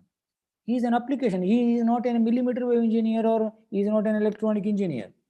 So making this thing is our part, utilizing is the society's part. So anything particularly, this device particularly for non-invasive glucose. Non-invasive means we don't have to pierce a needle into our finger for finding the diabetes and glucose content. This has got a potential application for commercialization, right? Now, space applications of millimeter waves. This is again in Indian one, right? Front end here, this has been reported in 2019 Geoscience and Remote Sensing publication about this Indian activities, ISRO activities. This is with ISRO. Front-end developments taking place at 23.8 gigahertz, 31.5 gigahertz, 50 to 60 gigahertz, 89 gigahertz, 183 gigahertz. Cryo-based measurement setups utilizing, as high as 183 gigahertz, right? For temperature sounding, humidity sounding, whatnot, so many things are there. Just as a sample, I just kept it as a space applications of millimeter waves, that too which are taking place in our ISRO India. So it is, we need not worry that millimeter wave applications are only limited to only a couple of even IITs. No, they are there, because it is not, which we have not seen, right? Space applications of millimeter wave. This is our Q-band satellite arrays.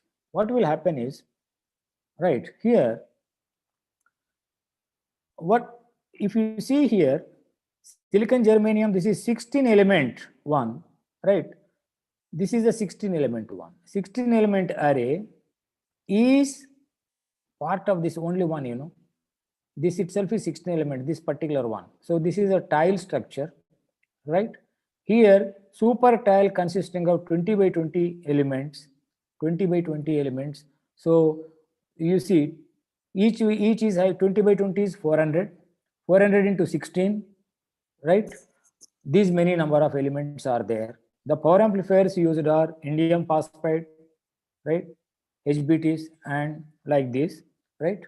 So these are the things which are there, Q-band satellite applications. So lightweight and high scalable phased arrays offsets. Tomorrow I will deal on the scalable phased array topic tomorrow, right? Right. Millimeter wave research in India, again I am focusing, right?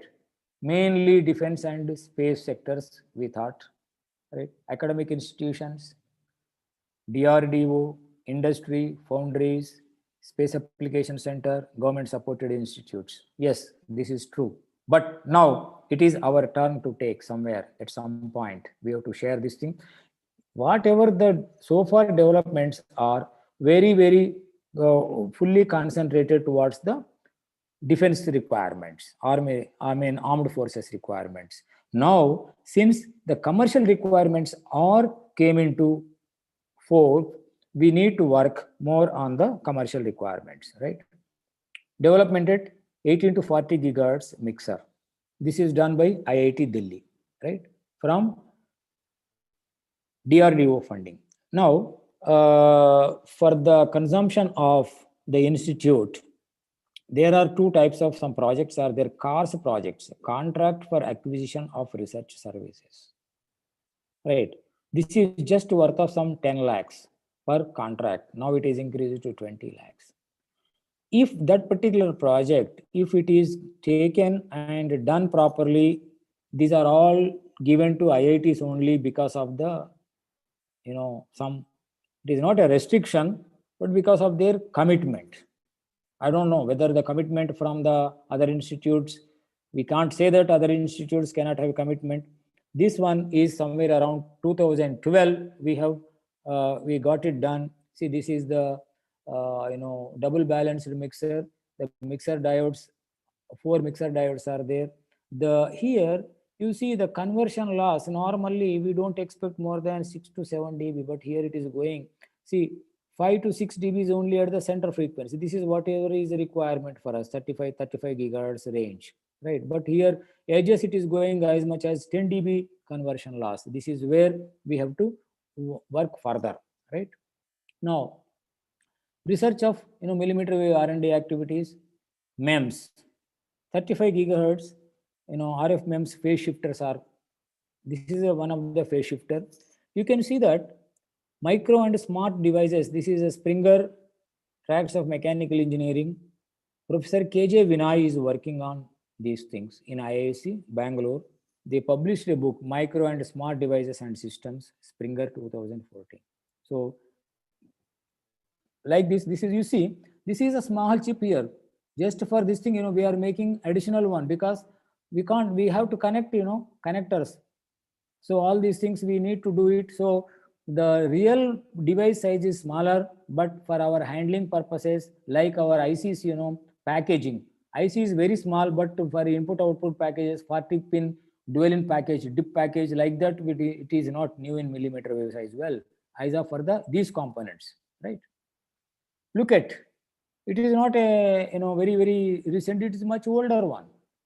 Research in planar transmission lines and development of components and subsystems. This is taking place in right from, I think, 1990s with Professor Bharati Bhatt and Shiban Kumar Kaul for IIT Delhi. These are the components which they have developed 18 to 40 gigahertz broadband mixers for DLRL they have developed. Source is IIT Delhi, right? Millimeter wave R&D activities. See, they have written books also. Bharati Bhatt is the pioneer in using fin lines, right? Fin line is something like, I will show you this in next this one. Research on quasi-planar transmission lines and development of millimeter wave components. See, 130 to 150 gigahertz. This is the band pass filter. 140 gigahertz band pass filter is developed by IIT Delhi. They published number of books, analysis, design, and application of fin lines and computer. See, design of millimeter wave fin lines.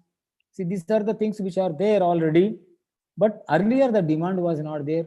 It was limited to some people. Fin line, the activities world over, I think IIT Delhi has the major contribution. Fin line looks like a waveguide. How to keep the diodes and other devices like a, what is it called? Waveguide itself is a form of a waveguide only, right? We can keep it like that, right? And suspended strip line. They have got balanced mixers, power dividers, SPST, PI and diode switch. This is all from Professor S.K. Kaul, IIT Delhi. And millimeter wave R&D activities, research on millimeter waves and optical dielectric guides, circuits and systems. This is at 35 to 60 gigahertz high-speed transceivers. This also from Delhi, right? Right. Now, substrate integrated waveguide. This is the technology. Now let us get into, I think another 20 minutes time is there. I will try to complete it within 10 minutes, 10 to 15 minutes. See, substrate integrated waveguide technology is very much suitable for millimeter wave applications. This facility is available with IIT Delhi. Hello, sir. Hello, sir. Excuse me. You can take up to 4 o'clock, sir. No problem. Okay. If 20 more minutes. If it is worth listening, I will talk. Sure, sir. It is very worthy. It is very worthy. Thank you. Yeah. Substrate integrated waveguides are, this is as a rectangular waveguide only, or dielectric field waveguide, but the performance looks like almost it mimics the rectangular waveguide. Low losses, excellent isolation, dominant mode propagation, right? Limitations are there. If you see, for everything we always, this is the way of telling our people that everything will have advantage as well as limitation. That is okay. Now, how it looks like. The substrate integrated waveguide, what we do is, see, there is a top one, bottom layer. Both top and bottom layers are metallized, right? Then it will become a planar waveguide, right? In the planar waveguide, if you see that, like the planar waveguide, in the planar waveguide, you need that, side walls. Side walls, instead of having the metallic one, we put the via holes, metallic via holes. So this becomes a rectangular waveguide. Inside is the dielectric material, whatever. So substrate integrated waveguides offer all advantages of rectangular waveguides, right? Ease of integration, low cost implementation, reduced size. For your information, IIT Delhi offers at least, some internships to the MTech students, normally MTech students, internship, even BTech also sometimes, particularly for these things. About 2 to 3 months, a person can go and get Dr. Ramakrishna, another D. Ramakrishna in Usmania University, right? He sends regularly one person there. He himself got trained with this one, right? Now, designing, let us see a little bit at least, right? Now, designing of the substrate integrated waveguides, the design philosophy is like this. See, W is the spacing between the holes, right? See, this is, suppose if you see that metal plates, the top one and bottom one are metal plates, as I just now I mentioned there. On the metal plates, if this is the path, I am showing it here, this is the path, the width is between these widths, so these are the metal plates, metallic posts. See, the diameter D of the holes and spacing B between the holes and the spacing W between the two rows of the physical parameters necessary for the design. Well, these designs are very well established, right? Necessary for the design of the guide, right? The pitch B must be kept small to reduce the leakage loss between the adjacent posts. That D should be less than lambda G by 5. Even for here, I already use lambda G by 10 here, but recommended is lambda G by 5. B should be lesser than or equal to 2D, twice the diameter of the hole. Right? B should be lesser than twice the diameter of the hole. This is similar to the, I think you must have seen some of the antennas are grid antennas at low frequencies we use. Instead of having the solid plate reflector antenna, we have a grid antennas, means between the grids we feel, oh, the energy will escape. No, it will not escape. The same concept is used here. This is very much a practical concept. It is available right in India. We are using it. Now, relation between the width and the cutoff frequency of the substrate integrated waveguides. See, this is the cutoff frequency of FCT10 mode, TE20 mode. For every waveguide, we see that we will have a cutoff frequency for the dominant mode and the next mode. We operate between these two frequencies only. This is governed by this equation. I don't have to read this equation. It is D is the diameter of the holes, C is the speed of light, W is the width of SIW waveguide, right? This is a microstrip line, some taper we keep it input and output. It is something like guide only, but at higher frequencies, I will show you one more guide, WR12, how much it is, how to handle that, right? Printed FC, presented FC, this approximation is, so this is the limitation. I mean, this is the bounds where we have to use B and this is lambda naught into under root epsilon r by 2, or this is equal to B less than 4D, right? Here we see B less than 2D. You see, this is where the different people, once they work, they publish according to their this thing. It is the users we have to take a decision. Which one is good for me? Means it has got some Q factor with all these things which we have to take care of all these things, right? Okay. Now, development work in industry. We told that okay, only it is not limited only now. Private industry are also coming. TR module subsystems, Astra Microwave Products Limited in Hyderabad and Vidyut Yantra Private Limited in Modi Nagar near Delhi. These are the two known industries as on today. Some more industries are already in the pipeline. Even the industry which I am mentoring is also working, but at the signal processing level for those applications, right? Multifunction, microwave and millimeter wave integrated circuits, complete radar development they are making. Complete radar development at millimeter wave frequencies.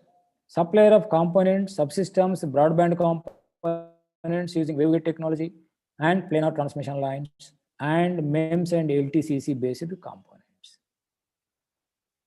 Vidyut Yantra is supplying waveguide based millimeter wave components, right? So very few industries are involved, but this is all demand. Now people will be coming. Now let us see that more people may join, right?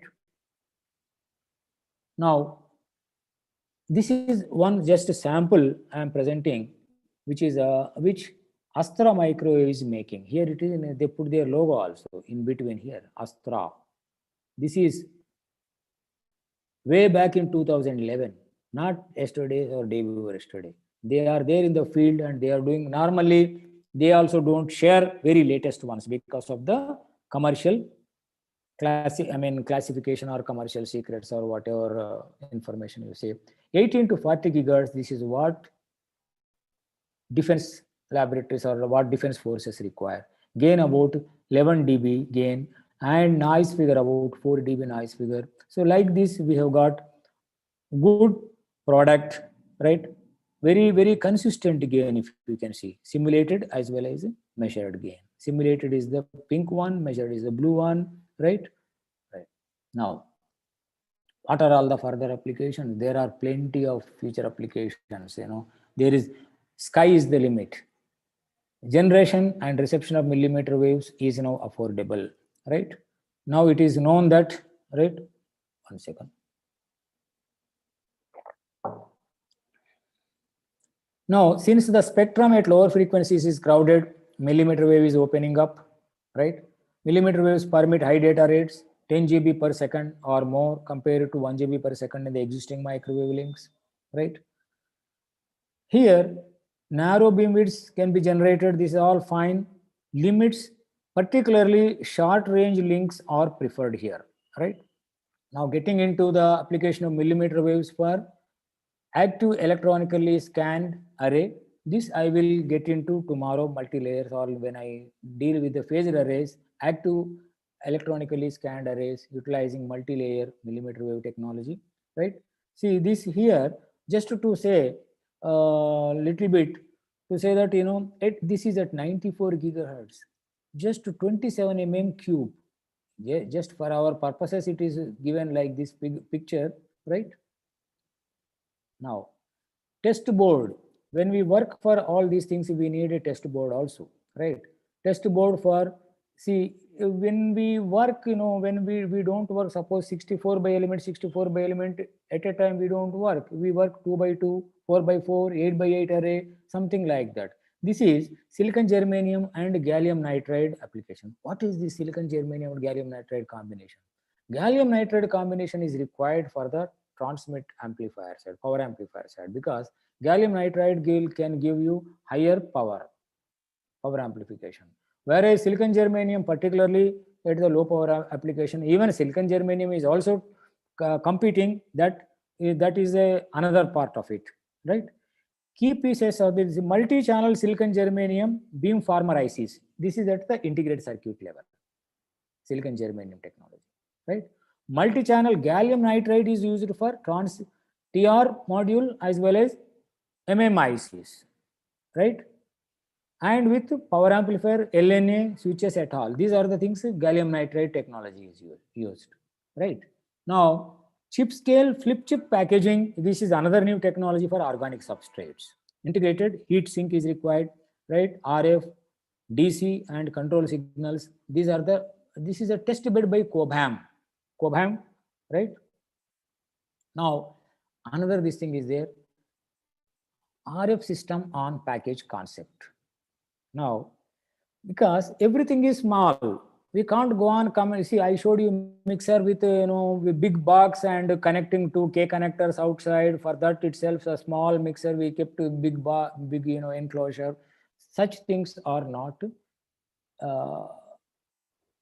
comfortable. There is a concept called system on package concept. The system on package concept is that this is antenna as well as the other things can be integrated, right? Packaged stripline components. The idea of SOP is to make the package. It is, see, we need everything, we need a package for everything, right? Package means we need, package is meant for what? Protection, mechanical protection with chips, for instance, even integrated chips also. Even looking from 7400 quad NAND gate 2 onwards to some 253 something like the ALU chips and all those chips are the old these things, any integrated circuit chip, including Pentium 5 chips, they are meant for first fundamental requirement is mechanical protection. While anyway we are doing the mechanical protection, utilize its implementation of the system components that reduces the system level miniaturization as well as the cost savings, right? Using the SOP concept, RF radio frequency integrated circuits are placed like this on the, and the other passive components such as filters, inductors, capacitors, antennas. How these are connected? Through bond wires, vias, and metal. These are connected with metal traces on each layer. This system on package concept has led to the antenna in package concept. The antennas can be implemented. See, most of the antennas are getting into antenna in package nowadays, right? There are many advantages of antennas in package that are beneficial to RF systems, right? Here, what happens is we can have 100 layers of the AIP. That I think I can, next to this thing it is there. That means vertical integration is possible with the antenna in package concept, right? See, most of these things are multi-layers. Because of the multi-layer, see, otherwise we can't go in horizontal. There is a limit. So no separate printed circuit boards for antenna realization or connections to external antenna boards are required. Right? Here, the efficient antennas can be realized in low loss packaging. Low temperature co-fired ceramics is one of the mainstream technologies for AIP designs. See, system on package. See, how we are going, that is leading to antenna in package, but antenna in package is utilizing LTCC technology, right? I think another this low temperature co-fired ceramic, multi-layer ceramic tape system, this is the technology which is required, right? This is due to, it has got the excellent properties of packaging as well as driving circuits. The advantage of this is multi-layer fabrication is possible. See, this is can be used in wireless communication, automotive radars, military and space applications. This technology is an attractive solution for realizing passive components because it supports multi-layer fabrication and metallization, enables the RF integrated circuits and passive components including antennas. With LTCC technology, up to 100 layers can be stacked up together with a high level vertical integration. And LTCC can support dielectric constants up to 4 to 70 dielectric constants, right? For antenna design, the capability of co-firing ceramics with different dielectric constants brings flexibility. Why? See, we use what is the RT derived 2.2 dielectric constant, but for the circuitry we can use 9 dielectric constant, 9 or 10, epsilon 10, we can use it.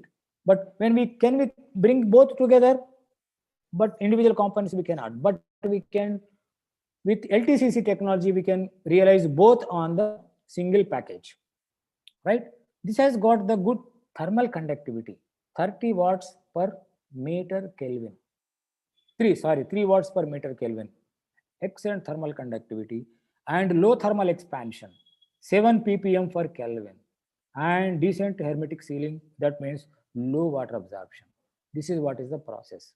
In general, the LTCC process consists of 6 steps.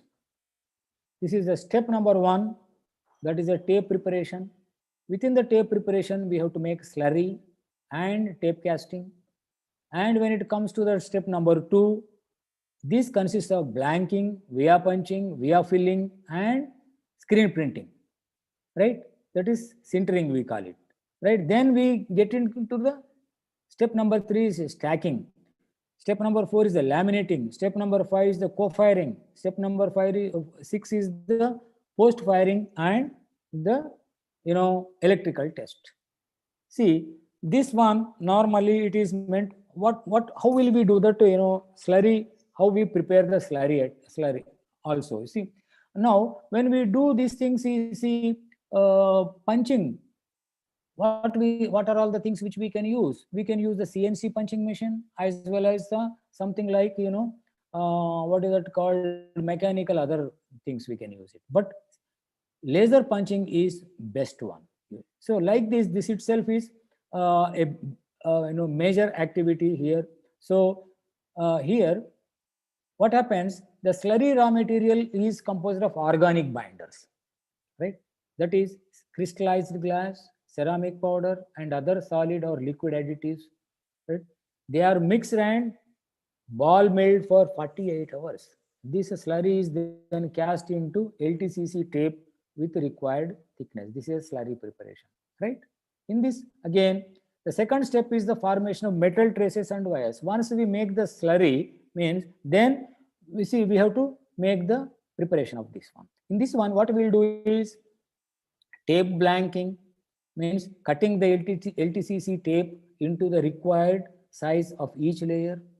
And via punching can be done either by laser source or by using mechanical methods.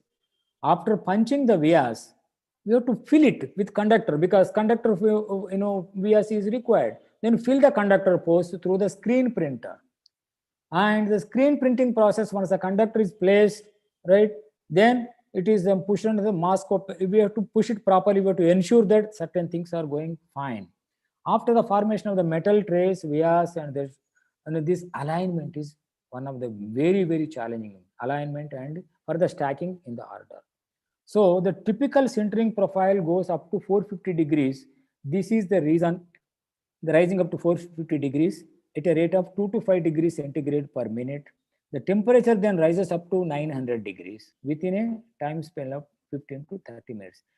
This 900 itself is called low temperature, right? Because other things require 1500 degrees centigrade, which is having one facility we have got in University of Hyderabad, right? Now let us see that one example. I think I'll take couple of more minutes, that's all, right? 60 gigahertz 4x6 LTCC based patch antenna array. This particular antenna array has got 10 layers, right? In the 10 layers, first 3 layers is the antenna, parasitic antenna patch, antenna and ground vias. Then rest of these things are circuitry, right? In RFIC chip is also made, right?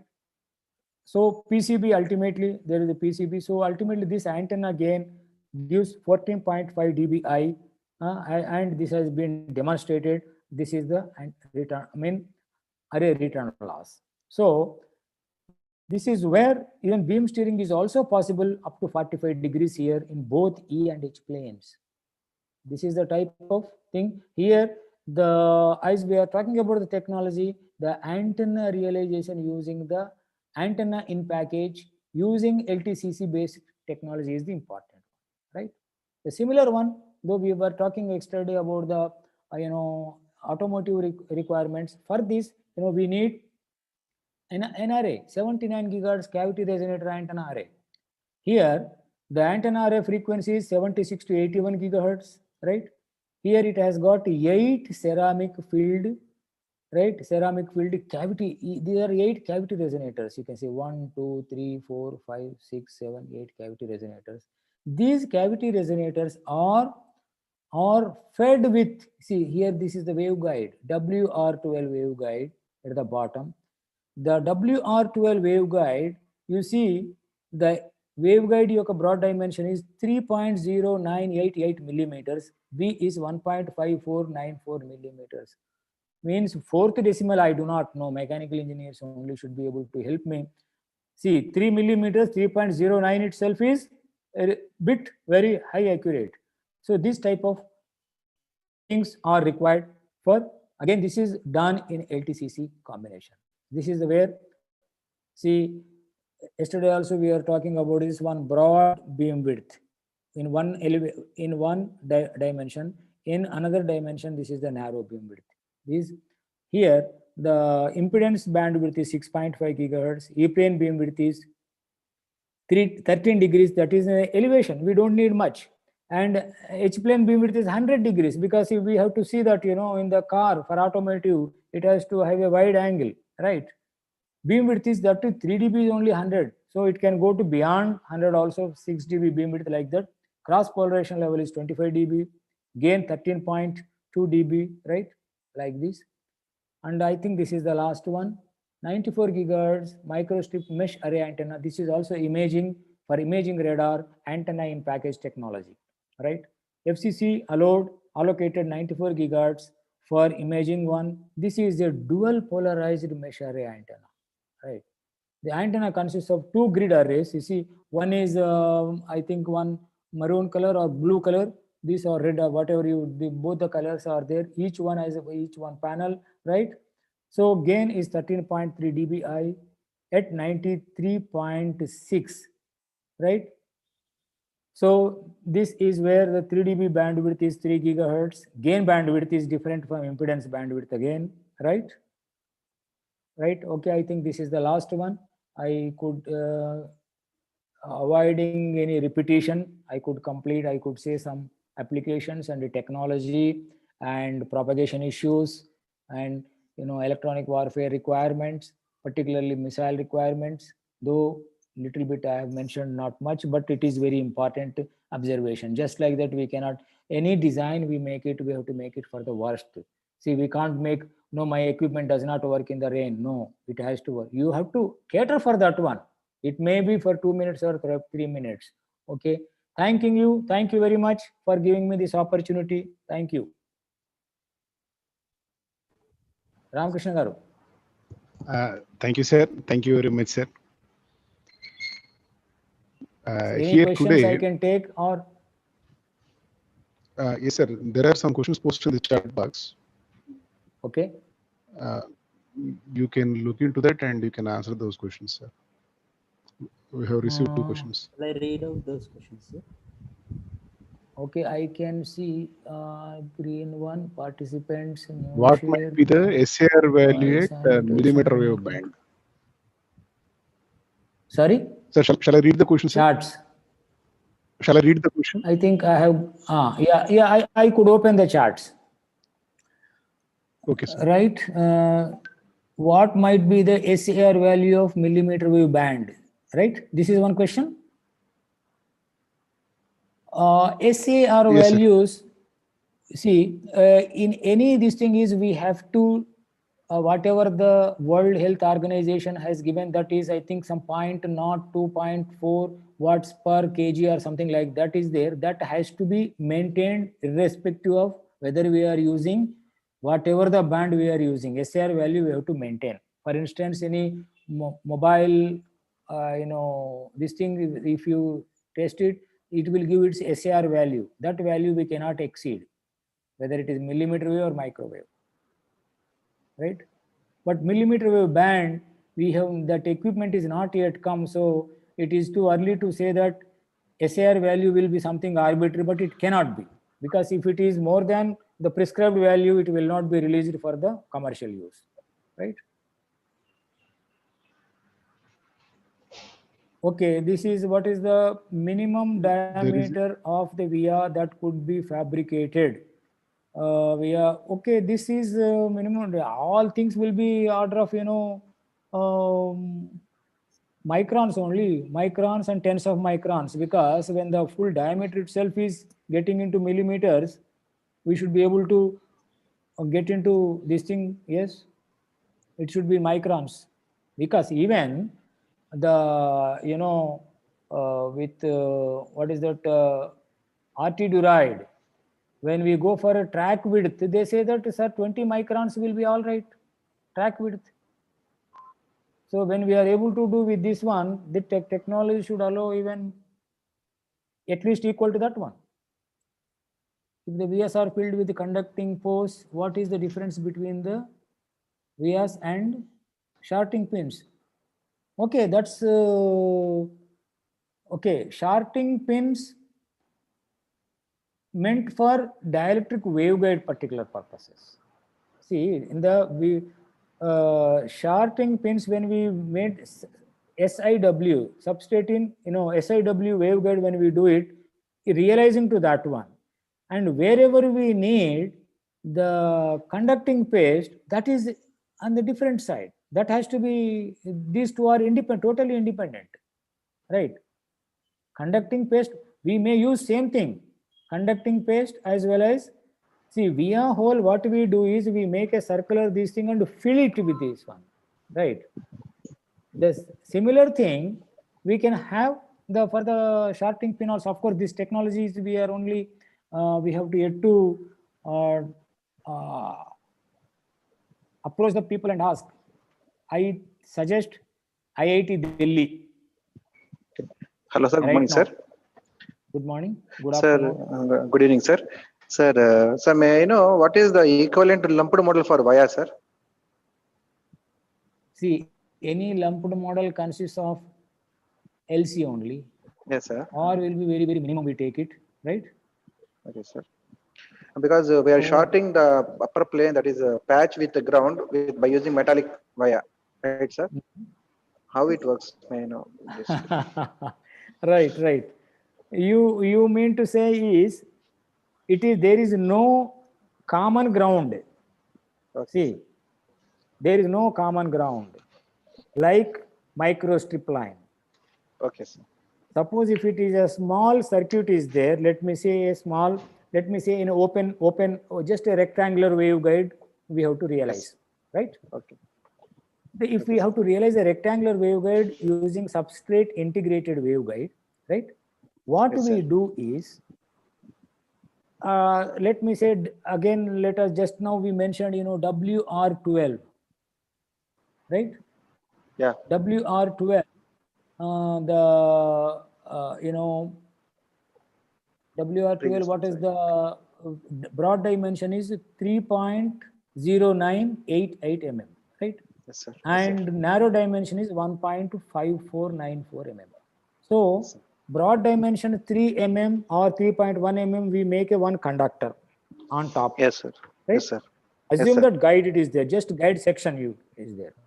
Okay, sir. Bottom also will connect it.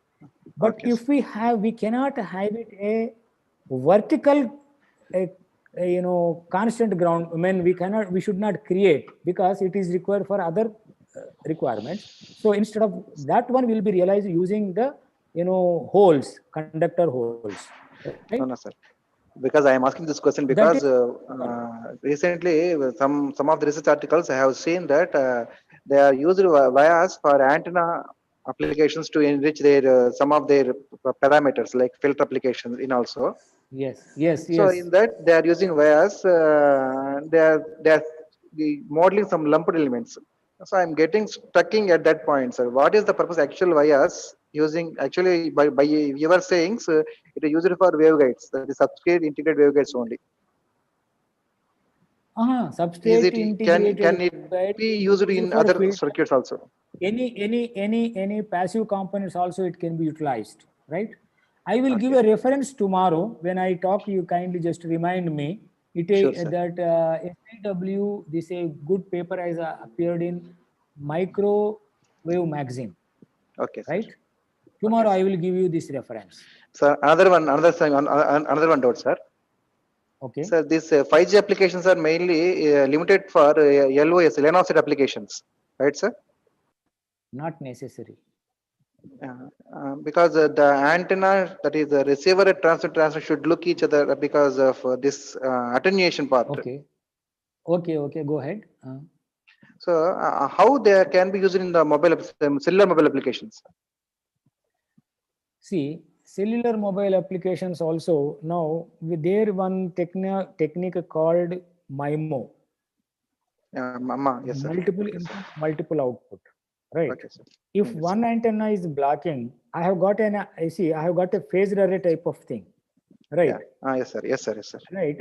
I suppose I have got 1, 2, 3 small cells are there.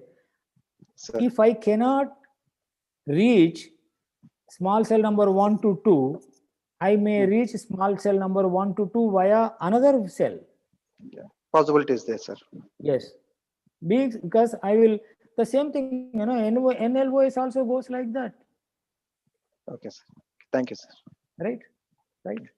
You can I will always you can contact me. You can take my email ID. I will give tomorrow, or you can take my email ID from Professor Ramakrishna. Right? Sure, sir. This is very, see, youngsters, you people should work hard and commit. Actually, I'm working on that, sir. That's why I'm asking, sir. Yeah, sure. We can have, because we can have more discussions on this one, right? Okay. Sure, sir. Sure. Thank you so much. Right. I will Thank you. take a mail ID from Ramchandra sir. Right. Yeah. Thank you very much. Okay. Thank you. Yes, sir. Thank you very much. Sure, sir. I will provide the email ID of the Lakshminarayan, sir. Yes, sir. Sir, my name is Amarnath Sharma, sir. Previous faculty I of remember you. whatever there, sir. I remember you, sir. I will forward it, no problem. Yeah, thank you, sir. Thank you, sir. Okay. Participants, any other participant would like to ask questions, queries? So if you don't have questions, we will wind up the session.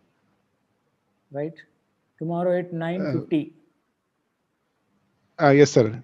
Please join at Tomorrow, 9:50. Sir. 9:50, 9:55. Around like today only, I think there are no issues in the networks. We are happy, right? Yes, sir. Thank you, Dr. Yes, sir. Ramakrishna. Thank you, sir. Thank you. Now, can I Yes, sir. Yes, sir. disconnect? You can leave the meeting. Right. Yes, Thank sir. you. Thank you, sir. Participants, tomorrow session is millimeter wave phased array antennas. You please join by 9:45 a.m. tomorrow. Thank you all.